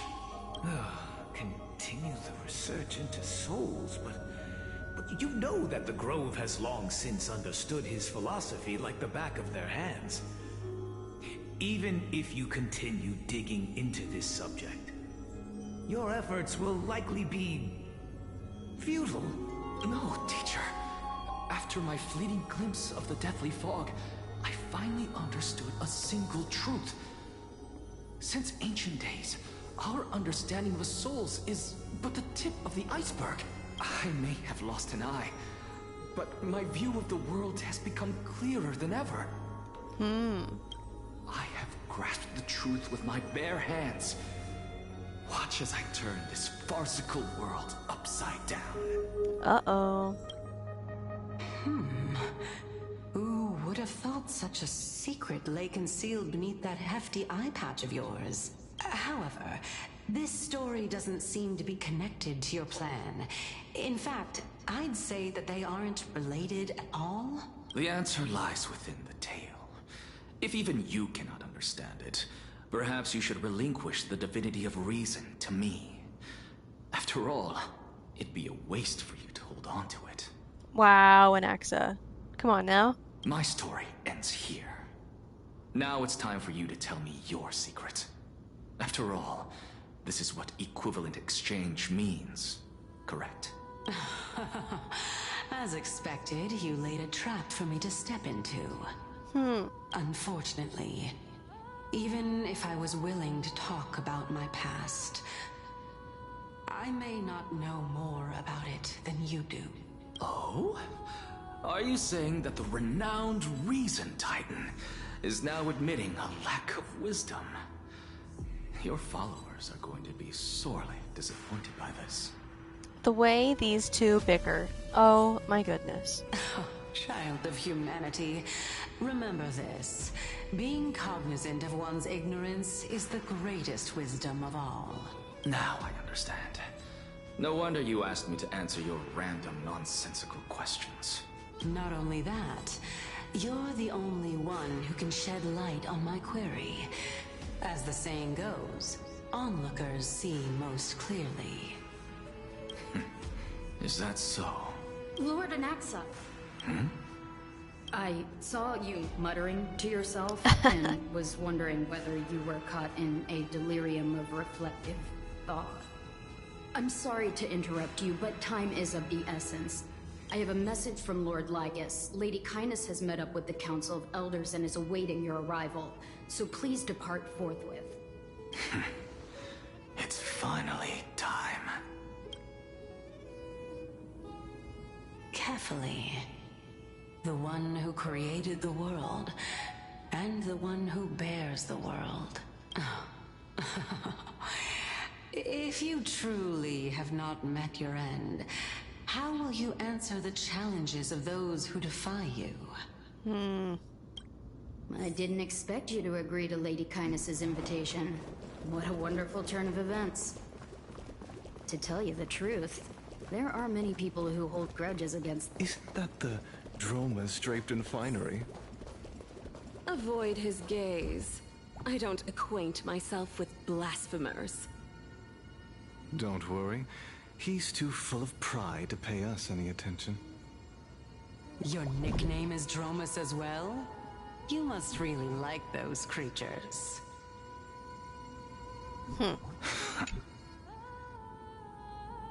Here the world-bearing Skyfather spilled their golden blood into the mortal lake. The golden blood flows down with spring waters as dawn rises with the mists. No words ever break the solemn silence, and the volcano's heart beats no more. What a neat place. Oh. Follow me, sailor. How many waves have we braved? How many reefs have we crossed? Surely you remember those nights we kept watch on the mast, the pure moonlight spilling over the sails, the ship rocking gently as it glided across the dark sea. In those moments I even dreamed of becoming a hero. Did you feel the same? Yes, yes. And now we are finally setting sail again. Are you ready, sailors? Aye, aye, Captain. I can't hear you. A SpongeBob reference? In my starrail? You've got to be kidding. Aye aye, Captain. Oh my gosh. Insane. Ridiculous. Oh, a chest. Oh, you want this? Fine. Take it and amuse yourself. I love Herta. Gosh, that's so cool. This is the closest we've ever been able to get to the gigantic corpse of Cavalier. Or I guess maybe not a corpse. We'll find out.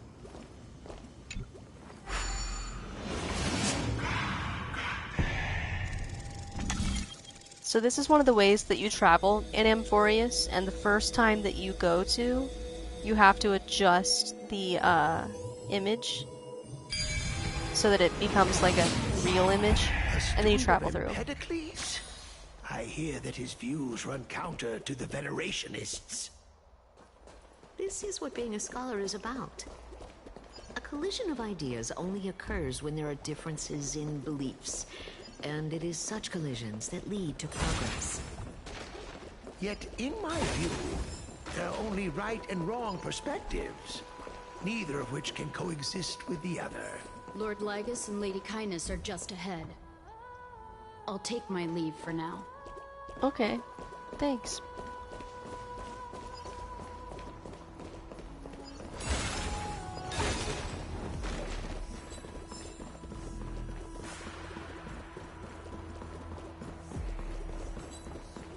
Welcome to the Demigod Council, esteemed guests.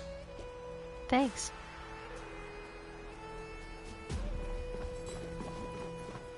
Lord Anaxagoras, oh, I've heard so much about you.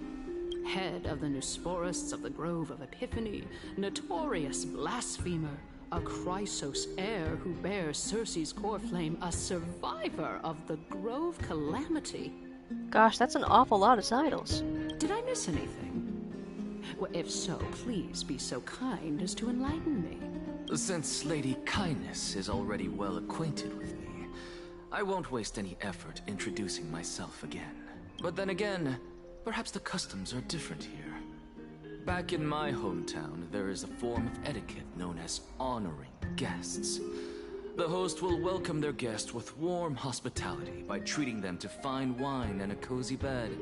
And yet, ever since I arrived, I have not been welcomed with warm courtesy or ceremonial gifts. Instead, I am met with intense scrutiny. Even more absurd, the host has sharpened their blade and instructed their servants to lie in wait in the shadows. Uh-oh. Perhaps you intend to cut open my heart, retrieve the core flame, and then hold a grand feast for all of the guests. Everyone, stand down. Thank you for understanding. I am but a feeble scholar who is not used to the stench of avarice and blood. Yeesh. My gosh. No need to be humble, my lord.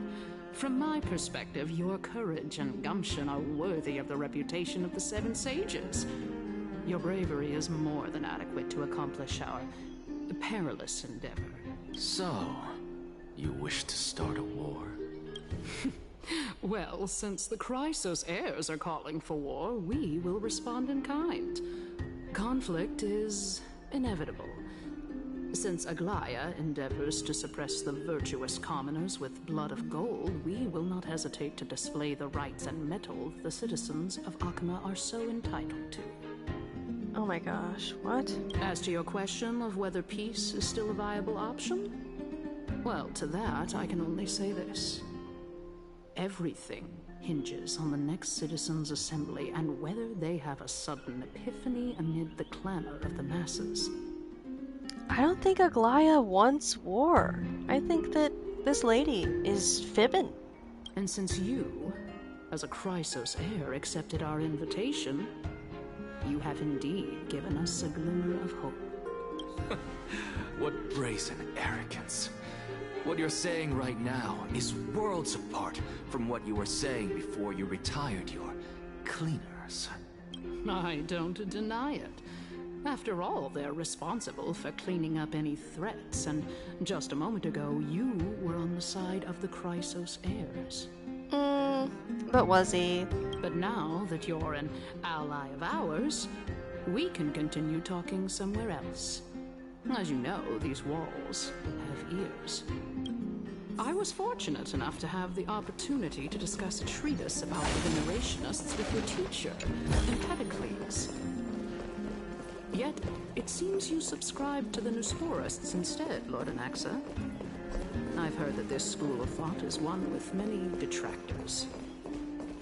It's normal for ideas to have supporters at the centers, just like how there are two types of people in this. Welcome back to the sorry. hub of the Demigod Council, Lord Anaxagoras. If they're gonna have a conversation take place while you walk, they should really time it to end before the walk ends. Surely you remember that countless eloquent orators have stood in this spot before and emerged victorious by stoking public sentiment with their words. And yet there have also been innumerable blasphemous philosophers who set themselves up for failure because they refused to defend their actions. This tiny stage is the most profound embodiment of Akama in centuries. In 15 days, this site shall also become the most important, as well as the final turning point in Akama's history. Oh boy. May the both of us carry out our duties with honor and lead the masses back toward the Era Chrysia, a golden age with no death, strife, or trickery. What? Oh my, 15 days and nights. That aligns perfectly with the date of your demise. Could such a coincidence truly exist? Wow, yeah, everything happening in 15 days and nights. Using death to prove myself fits my intentions perfectly. What strong conviction you have. As expected of the hero who dared to stand up to the Gold Weaver. As expected, she misunderstands you. That's enough, Lady Kindness. Dispense with the niceties. I only accepted your invitation so that I can serve the commoners alongside the members of the Council of Elders. Don't test my patience with such superfluous formalities. Well, you say that now, but surely you also require my aid as well, so that you can stay alive even when being pursued by the Golden Thread? Interesting. You worry too much. She won't show her hand too freely, as she still needs to garner support from the masses at the Citizens' Assembly. Even someone like me can tell that only a sliver of her humanity remains. Surely you're not asserting that she will definitely act in a rational manner. So that's what I was talking about with Aglaya. The longer she's a demigod, and she's been one for a while, the more of her humanity she loses. So yeah, she's getting pretty ruthless. As you're no doubt aware, Aglaya covets the core flame that I possess, which makes it the bargaining chip that allows me and the rest of you to negotiate with her. However, in return, I'll need the Council of Elders to support me as much as possible. Naturally, this includes the guards as well. You're well aware how valuable Circe's core flame will be in the Era Chrysia that you are desperately pursuing. Talk is cheap, so you'd better act prudently as well. I understand. After all, this battle of wits is just a means for each party to acquire what they need. As long as your request is reasonable, the Council of Elders never shortchanges its allies. Since we're both intent on mutual cooperation, let's not mince words and just speak plainly to each other. I don't think that's possible for you. Let us decide how much we can secure for ourselves and how much we're willing to sacrifice, like true philosophers, with our words and wisdom. Let's begin. Oh boy, is this gonna be one of those debate things? I'm not very good at the debates. Continuing from the earlier topic, let us discuss our common enemy, Aglaya. She is the second most experienced Chrysos heir across the whole of Akama, who has gradually lost her humanity to the ravages of time and the ablation of the core flame. A formidable opponent indeed. Admittedly, there is ample reason for her to take your life. Yet your previous reasoning is quite sound. As a seasoned political animal, it's unclear whether she will actually cross that irreversible boundary. Moreover, she still needs you alive so that the Titan's trial can be completed. Is there anyone present who can swear by the sacred vow of Kefali and guarantee that you weren't in league with that woman before coming here? Are you just trying to pull the wool over our eyes and aid her in her savagery? She's prepared to execute me. She just needs vassals who will do her bidding without question. I mean, yeah, we don't think she is prepared to execute us, really. Anaxa has to be alive so that that core flame is available for the ritual or whatever. If Aglaya required a suitably intelligent Chrysos heir, then I'm the best fit for her needs. However, it's quite evident that she has no need for a Chrysos heir who could break free of her control at any time. Since I believe in neither Titans nor the prophecy, there's no way that I would willingly walk on the path that she extols. Given how rigorously she enforces her principles, how would she ever accept a heretic such as me? I understand what you mean. At the very least, the both of us agree that this tyrant who wallows in extravagance and greed is the greatest threat to achieving peace in Akama. The Council of Elders is willing to defend your right to live, just as we defend every oppressed citizen. However, I regret to say that sentiments in favor of the Chrysos heirs and Aglaya are only growing in magnitude. The peace that we are aspiring toward, as well as everything that we hold dear, will be destroyed completely. The city will be burned to ashes, and the citizens' blood will be shed. Tell me, what are you willing to do for our esteemed citizens so that they can vanquish the enemies of our fine city? I don't really think it falls to them. Garnering my support is equivalent to garnering the support of the entire grove. I will be the one to shatter Aglaya's self-righteousness. I don't really think that either of these is entirely true. And I mean, like, I don't know if this helps. I would say this helps more. We'll try it. Although the circumstances are rather unfortunate from an objective point of view, it is an undeniable fact that ever since the Grove was attacked, I have become the de facto leader of the Grove. The Council of Elders needs more backing if it wishes to topple Aglaya. And it's evident that the Academy wields considerable influence. At the very least, I have served as the Grove's special envoy to Akama for a significant amount of time. Of course, this also means that I will hold a crucial vote at the Citizens' Assembly. In the name of Kefali, Akama thanks you for your sincere and valuable thoughts. At this stage, it's clear that you and I understand the benefits to be won from this discussion. Let me put it plainly. The Council of Elders has always been renowned for its fairness, and that fairness is built on a foundation of sincerity. The Council of Elders has vowed to all citizens of Akaba that it will always remain loyal to them.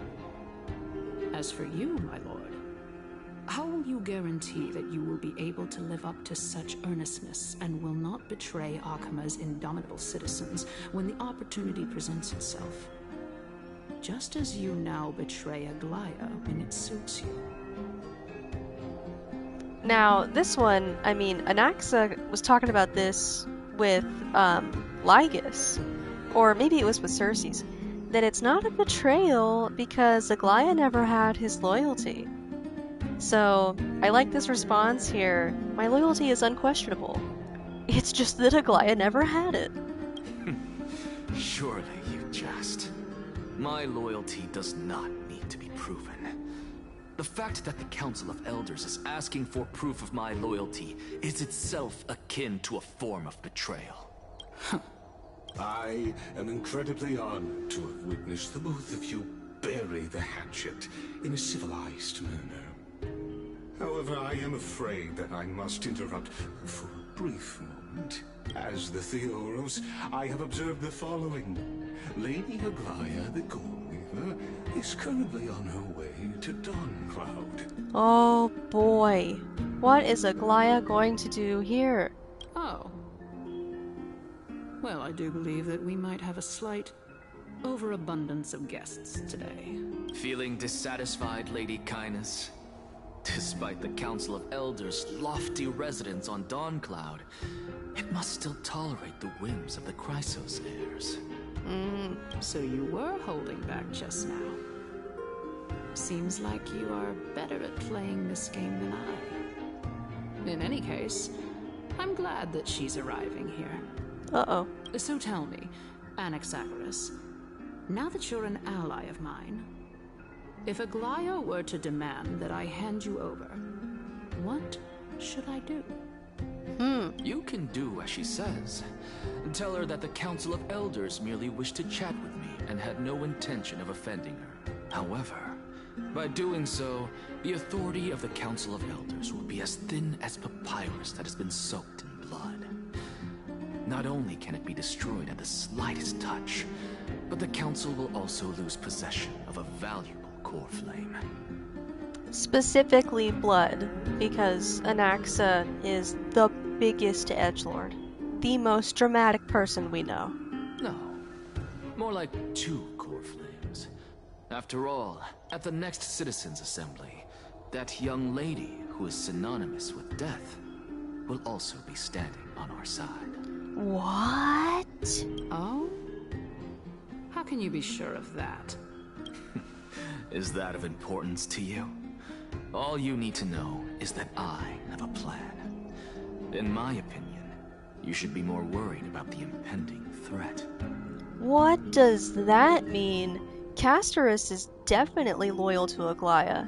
I don't know what Anaxa has up his sleeve. If Aglaya can seize me in full view of the masses today, she could also dismiss the entire Council of Elders in one fell swoop tomorrow.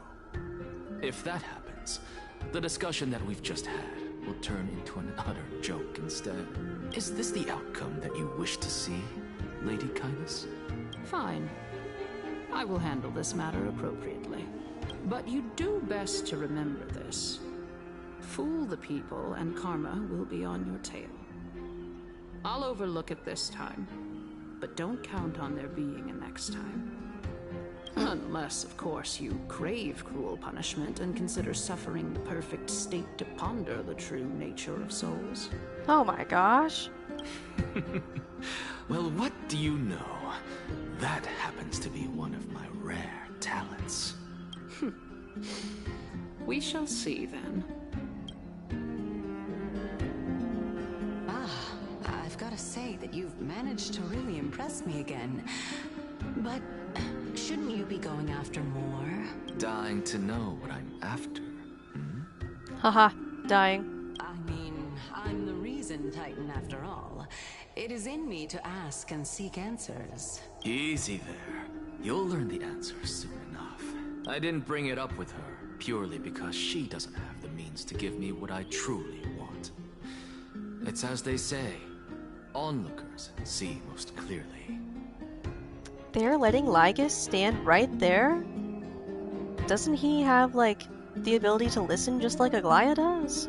The true masters of Dawncloud have always been the Theoros, who watches over everything. Oh. Sneaky.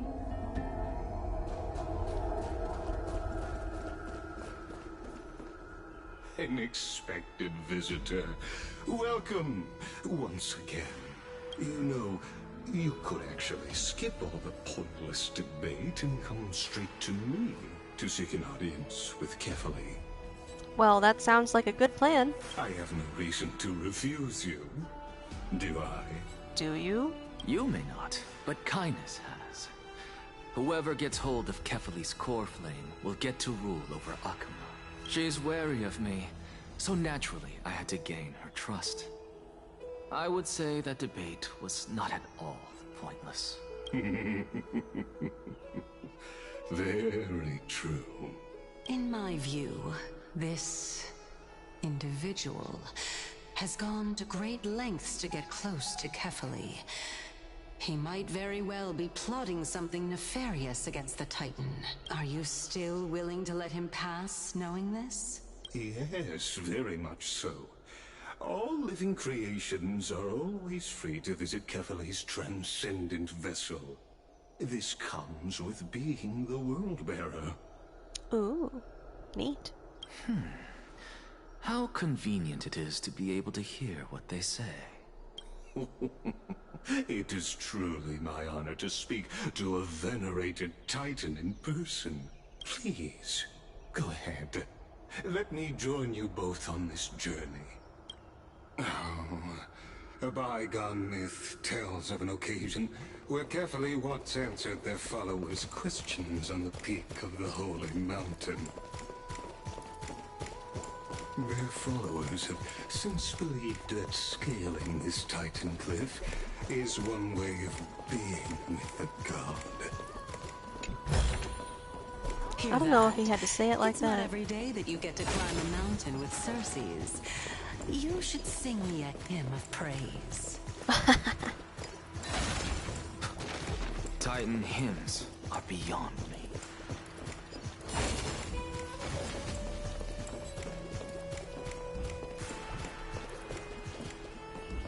I'm gonna grab this butterfly real quick. Fate has guided you to my hiding place. I found it myself. Fate is like the knot tied by my master, or the thread spun by my lady. They entwine and weave to form the bonds that connect us. And it's these bonds that led you to find me.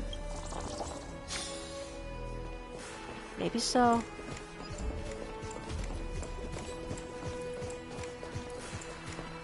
No, the chest! Take this Ian's shortcut, and the long pilgrimage stairway will be waiting for you at its end.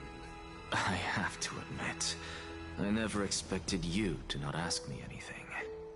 Not even my motive. Because I know very well what it is you are after. As the saying goes, a gentleman helps others achieve their goals. Is that a I saying? have a feeling that your theory will be validated at the end of this journey. I don't think I've heard that before. I believe Kefali will not deprive you of your right to ask your question, especially now that you're on the brink of death. You must be closer to Kefali than anyone else. Wouldn't you agree? Maybe almost anyone else. I hope things go as you say, then. Putting a child of justice into a farcical world is bound to turn it upside down. It is my hope that you bring a much-needed change to this world, which is on the brink of destruction. We'll see.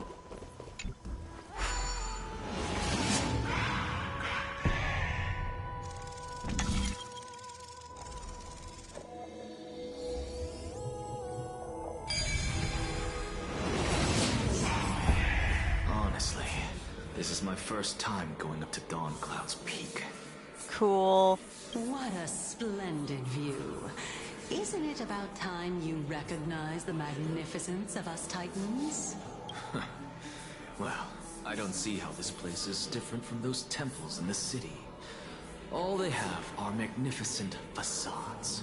And even though I've come this far, I'm still doubtful about getting useful clues from him. I must be getting ahead of myself to be expecting to hear something nice from you. Oh? Haven't you been in my head for some time now? It's high time you get used to how I feel about things. Alright, we're just a short hike away from Kefali. No time to waste here. Uh-oh. So the intellectual debate from earlier was too draining for you, huh? If Amphorius gets a new lease on life, you should focus on strengthening your body and stop shirking social interactions. Get him, Cersei's. Save your concern. The Titan is in sight. Can you make it? Why?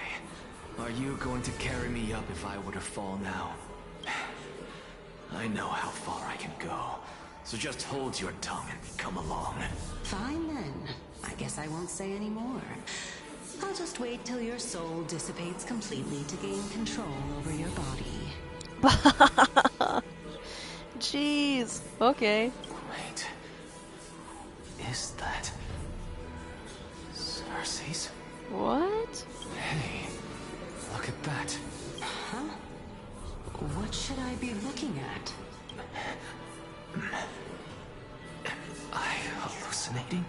Or do we even get to see souls when we're close to dying? Well, that was weird. The whispering in the background of this place actually makes my brain feel like this is a noisy, busy environment, and it's like giving me a little bit of anxiety. Oh? Why didn't you bring your favorite spear with you on this trip, Nias? Nias. I know I've heard this name somewhere. Huh. It's unfortunate. The Black Tide destroyed every last inch of my calyx.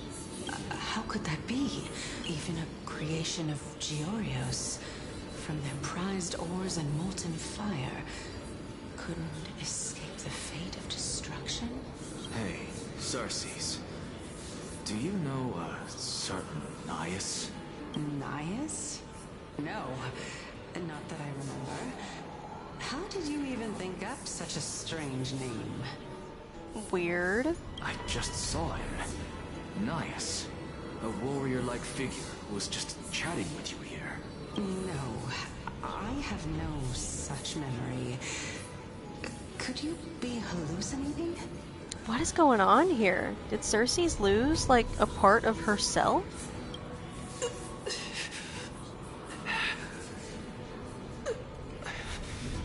This is a departed spirit.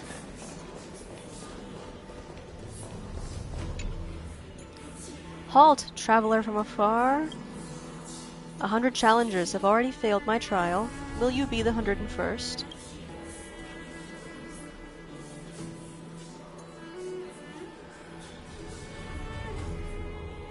For the honor of being a weaver, take a guess. Behind which tree am I hiding? Well, I don't know. The last one I saw it in was the one on the right. Oh. I'll have to try that one again later.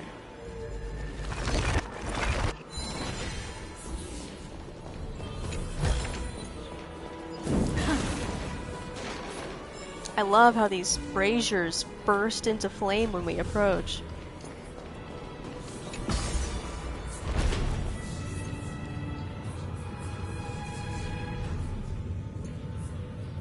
What was that? It's a hand of Zagreus. Wow. Oh, there's butterflies everywhere. There's one there, and there's one all the way over there.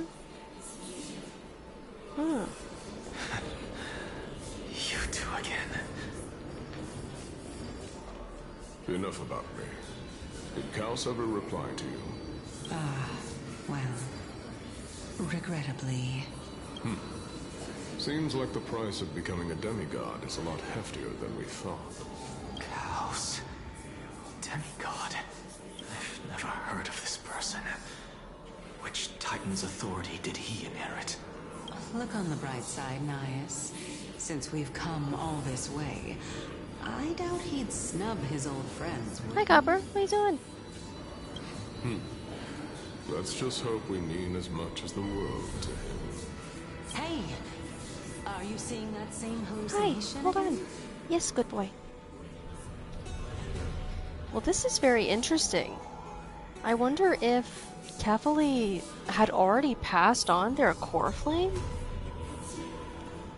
That would be shocking. Okay, come here. Come sit. Yes, it's still you and Nias, but you're now talking about a certain Good boy. Kaos. I'm guessing he's one of your companions? Kaos? This name sounds just as strange to me. Never mind. I think I know what this is about. If things are as I thought, then they aren't hallucinations, but the souls of people. Mm-hmm. What? But if those are the souls of the dead, then what am I?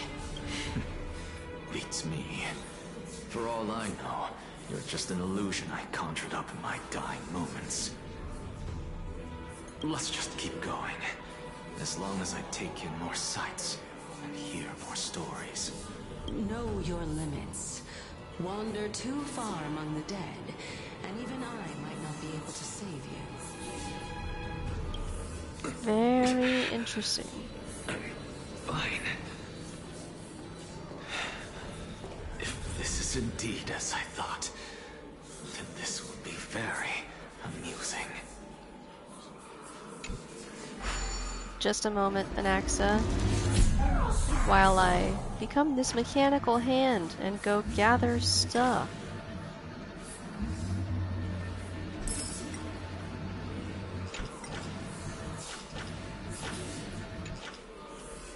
I wish to swim against the current of Time's river, yet I cannot resist the torrents, nor resign myself to drifting along and giving up. In the end, I am left stranded in the middle of the journey. Perhaps that's just the life of a butterfly. If you say so.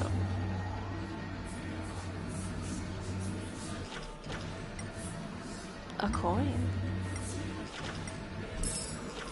Nice.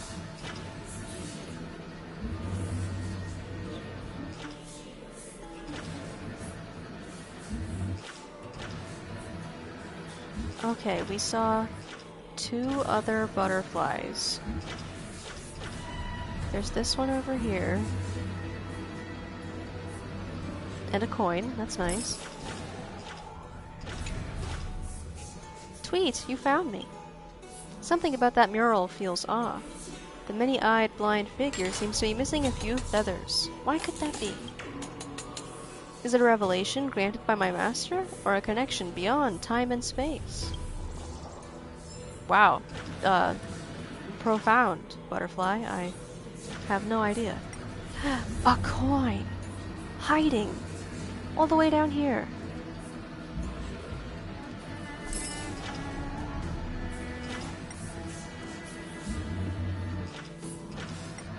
Okay, and here we go.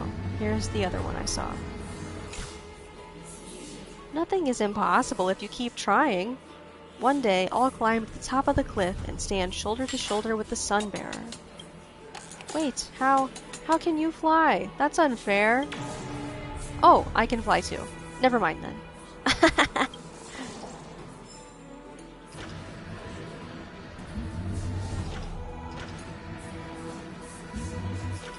What a pretty environment.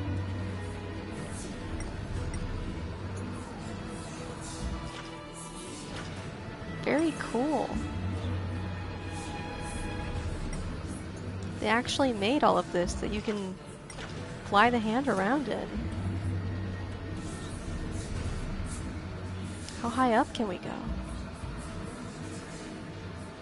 So high! Are you kidding? Wow.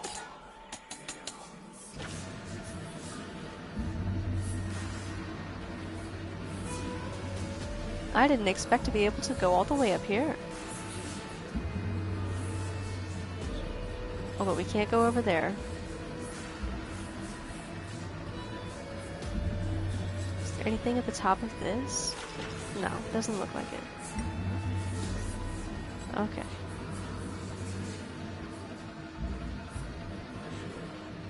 Oh, and we can't go through that either. Noted.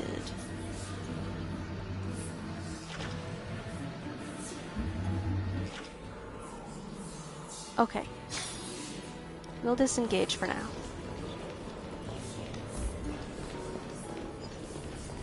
offer greetings to Kefali. This is a pilgrimage platform dedicated to devout believers, but you, Anaxagoras, never kneel to false gods. Ha ha ha ha! That's funny. It knows whose paw we're in right now. Oh, you want this? Fine. Take it and amuse yourself. Oh? It's said that tying a wind chime while making a wish here allows the Sunbearer to hear our desires. My wish is simple. I hope for sunshine tomorrow to dry my dew-soaked wings. Aww. That's very sweet.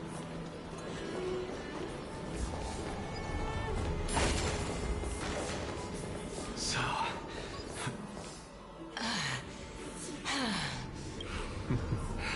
Can you keep going? Of course. I'm just... If I knew we had to climb a mountain, I wouldn't have come along with you. I guess this also counts as one aspect of the world-bearing burden. If Amphorius does have a next life, you may want to get your body in shape. How interesting. Cersei's was just saying that same thing to Anaxa. Keep your sarcasm to yourself. I'm not getting anything of value from them. I would sooner throw myself off this cliff and hit rock bottom than exercise even a little. I am Calypso of the eminent Seven Sages, after all. What? Training would make me no different from those Helcalithist barbarians. Calypso.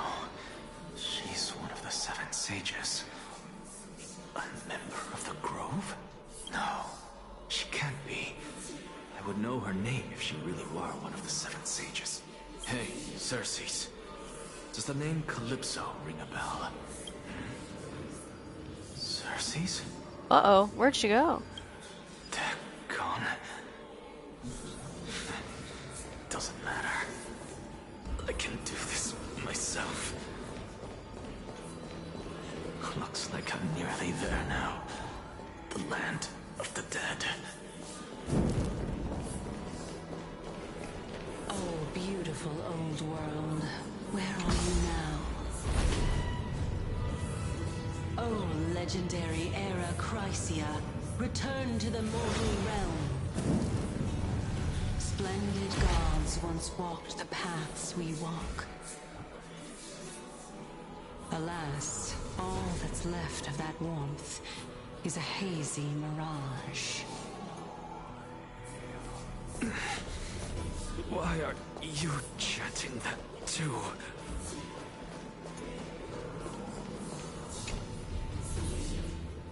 Devoted emissaries, heretical scholars, the lost wanderer, and the desperate outlaw. At the edge of divinity, we look up in awe. In a fleeting moment of terror, the long road behind fades from memory. Cool. Are there any chests hidden around the edge of this? Oh, uh-huh. This thing? What I've got is leagues beyond. Of course it is, Herta.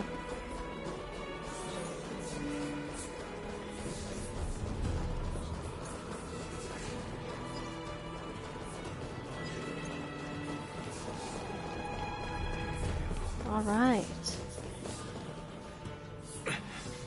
We're here. Finally. So, I don't get to ask the Titan my question. But all of you make for a pleasant surprise, nonetheless. Very well then. Let me uncover the truth for myself.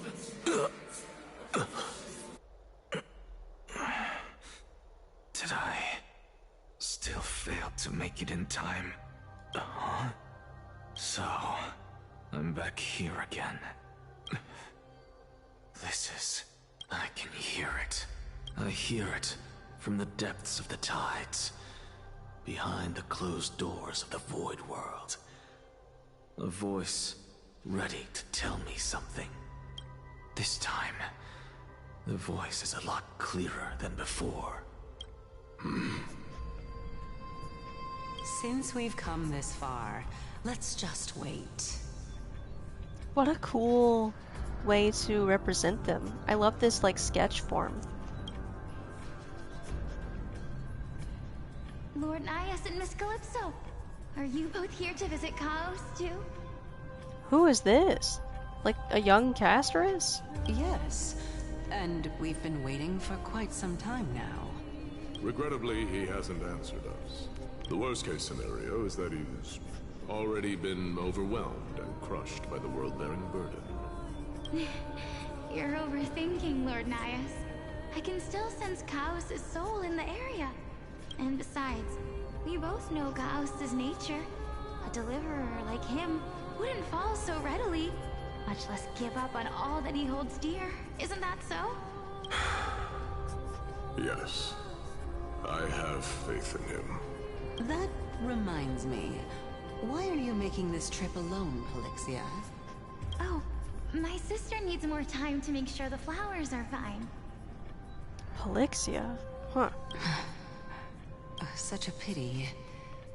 Both of you have hearts kinder than anyone else. Yet you are born only to take over Thanatos' divinity. Oh. A sister of Casterus? Everything that I see and hear this time has left me shaken to the core. What may seem like a mundane conversation is in truth a once-in-a-lifetime exchange that has revealed the ultimate answer to Cersei's question. The conjecture has taken shape and must now be solidified into a theorem. Next, I only need to seek verification from Kefali. By doing so, I can answer Cersei's question and reclaim my body. But no, I will not do that. That isn't important, because another one of my conjectures, one that I have always dreamed of proving, has been proved right this very instant. Fusing a mortal soul with that of a Titan to replace said Titan is not a ludicrous idea after all.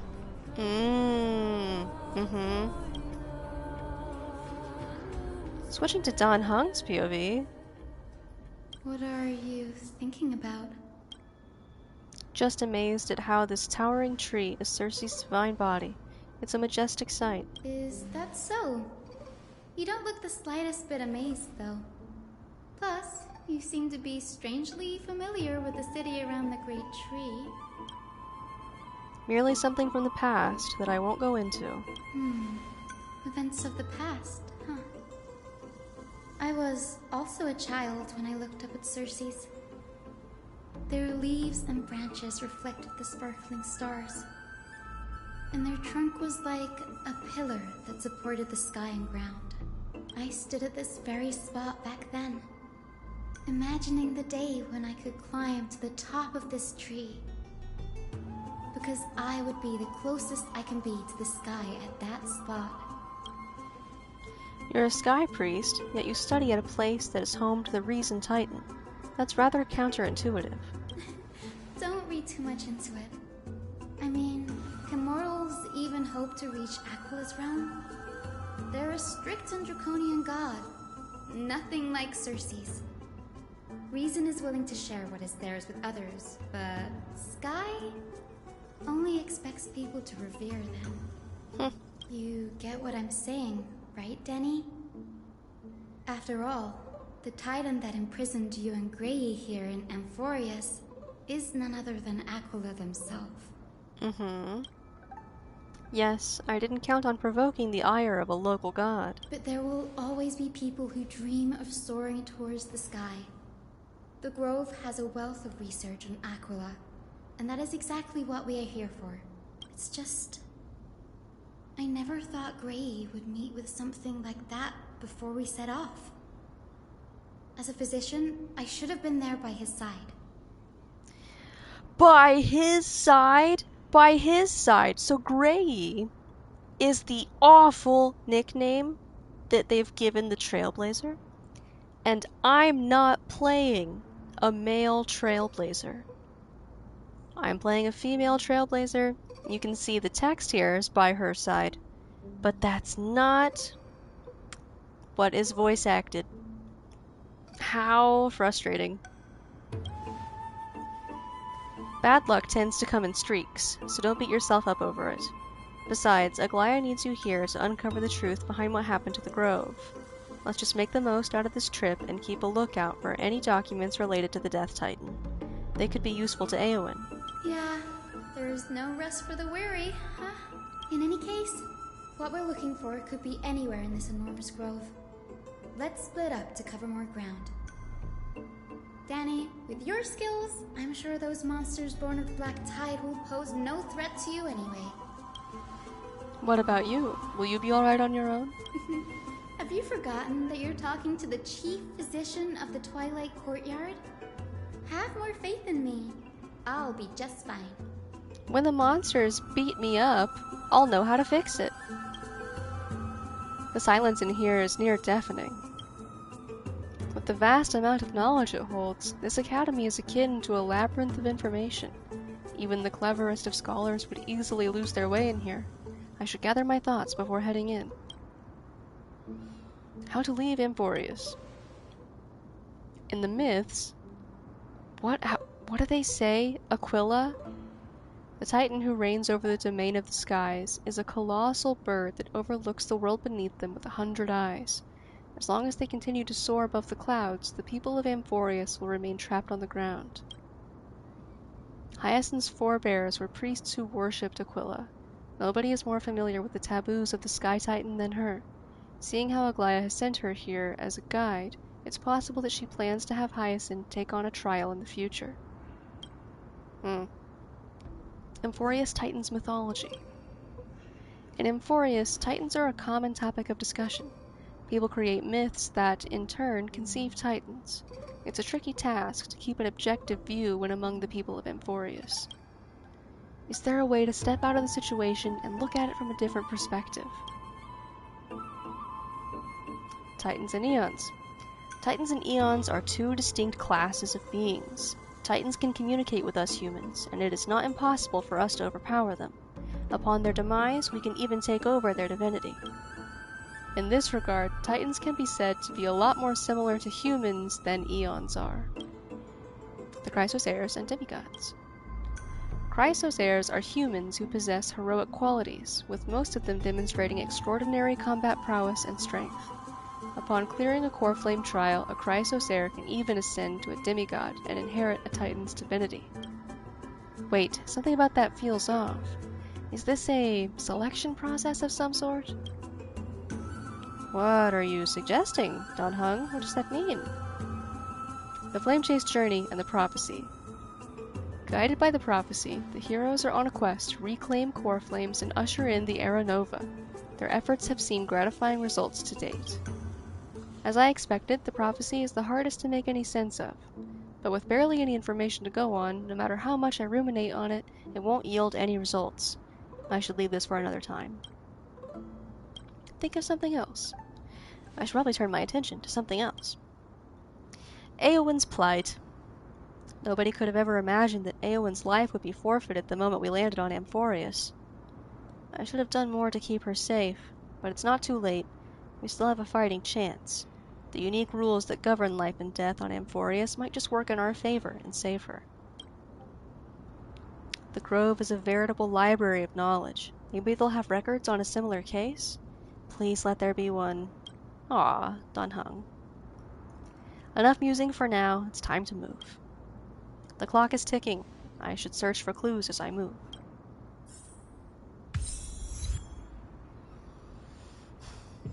Okay.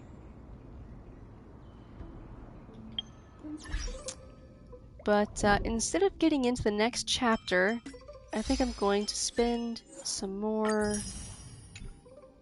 it was called Resin in Genshin. I think it's called Trailblaze Power here in starrail. Stop the spirited thief from robbing Circe's? Weird. I didn't know I did that. What's new? Protean hero. Huh. I thought they had already told us about that. What else is new? Notices.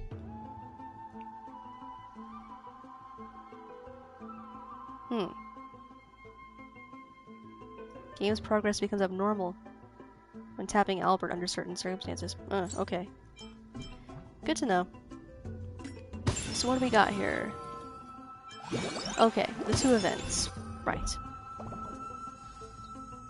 Alright, but my plan is to do some more artifact farming.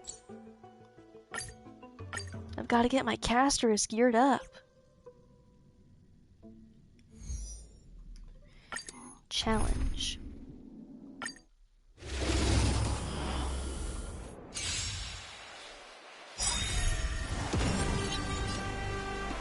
This mortal, watch over you, guide you on your path. Don't let me down. May the foul stench dissipate quickly. The truth burns clear. Everything in this world is bleeding. Lee, there's no backing out now, for me or you. Be of your body and mind. Down, farewell. Expand your thinking. Who's the little backstabber? Curiosity, endless riddle. Nothing but a thought. Open sesame. Watch it crumble. Nice. Alright, what did we get? No, I don't want that. And I don't think I want that either. Alright. We go again. Give an inch and they'll take a mile. I always deliver. Allow me time to cleanse the children. Heard the call. The truth. Everything in this world is bleeding. Trinity is before me. Never seen perfection before. Expand your thinking. Curiosity, endless riddle. Nothing but a thought. It's kind of a waste of her ult, but Sunday has his ult, so Mortal, watch over you. it'll work out. Guide you on your path. You're number one. Be of your body and mind. I didn't mean to do that. Open sesame. Glimpsing unknown. Bending the rules. I'll overcome the thorns.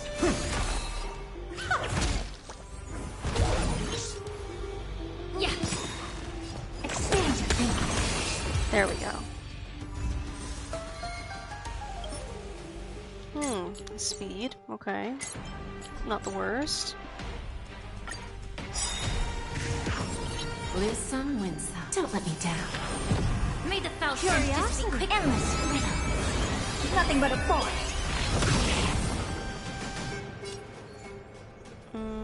The truth burns clear as everything in this world is bleeding.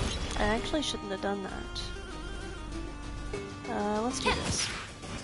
Open sesame. Watch it crumble. Time for a lesson. Nice. There's no backing out now, for me or you. Trial fitting. Allow me to purge the root of the problem. Time to cleanse the children. Expand your thinking. Selfishness, misery. Down, farewell. Curiosity, endless riddle. Nothing but a thought. Open sesame. Glimpse the unknown. Oh, it just survived. Watch over you. Guide you on your path. Nice. Oh, speed again. Okay. But so far, we have gotten nothing for Castorus. Let's see. Every time is 40, so we can run this 3 more times.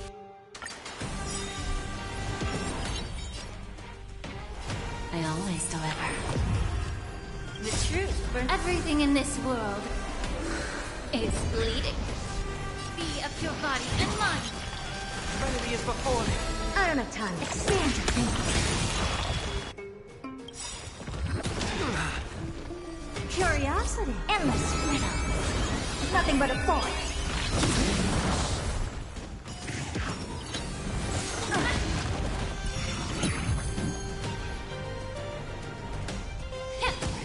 Never seen open sesame. Watch it crumble. Nice. Now farewell. Expand your thinking. Bending the rules. Yeah. I don't have time to get open sesame. Serenity is before me. Never seen perfection before? Oh, no more skill points. That's okay. Didn't matter.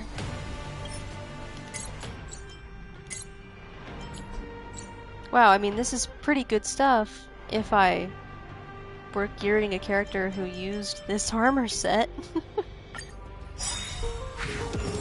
Give an inch and they'll take a mile. Oh, how do I want to start this? Like this. Don't let me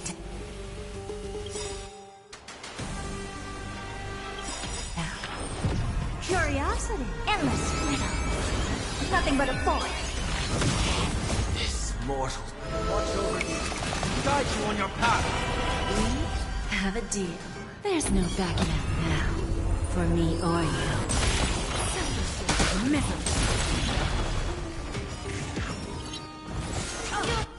Stubborn one, the truth. Everything in this world is bleeding. Be of your body and mind. Expand your thinking. Glimpse the unknown. I heard the call. Now farewell. I don't have time for games. Open sesame. Who's the little backstabber?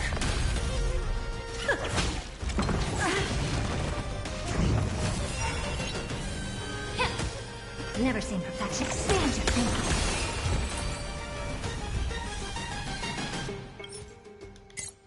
No. Nah. Dang. Alright, one more.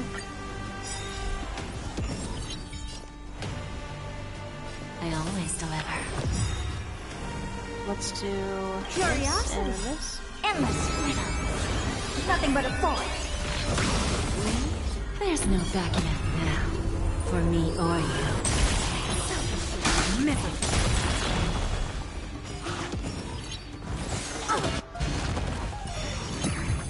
May the foul stench just time to cleanse the filth.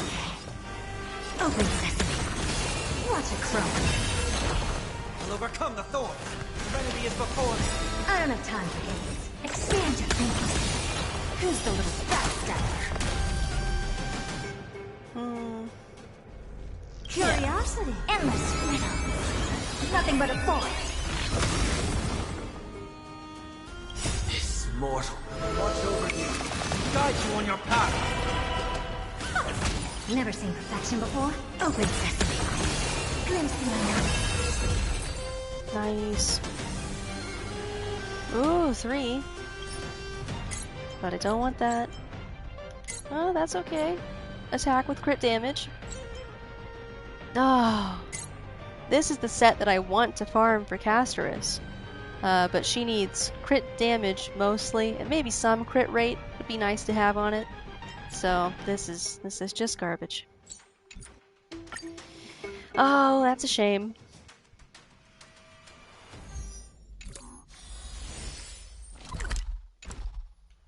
Let's see. Oops, that's not what I want. I want my inventory. So here's all of our artifacts. And I'm gonna salvage what we don't need. What is this smart discard? Oh. Uh-huh. This is new. What is this discard protection? I don't know. We'll leave it activated just in case. Selected 2. What if I do this? Oh, 15. Well, sure. Yes, of course, these. I'll do it myself, game.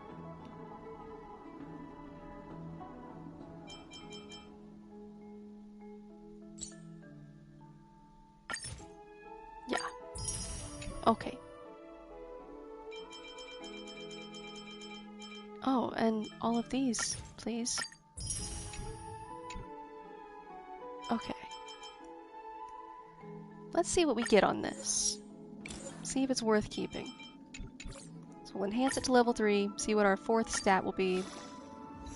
Oh, speed, okay. It's worth keeping.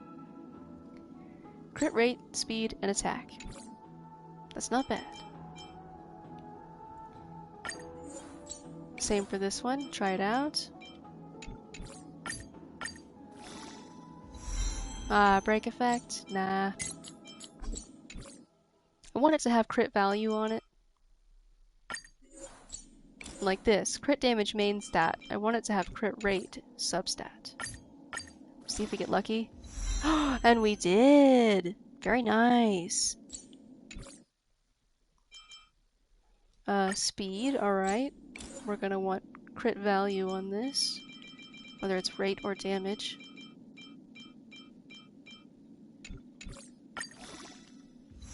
Ooh, didn't get it though.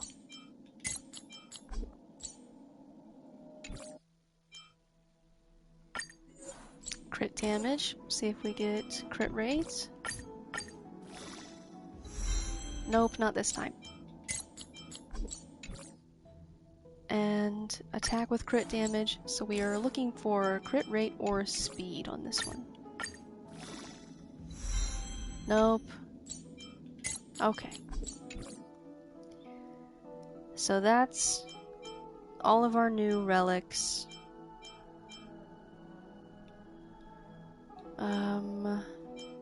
Okay. So what do we do here? Trailblaze power. Great. Ooh, multiple stacks of it. Nice, got some good stuff. Okay.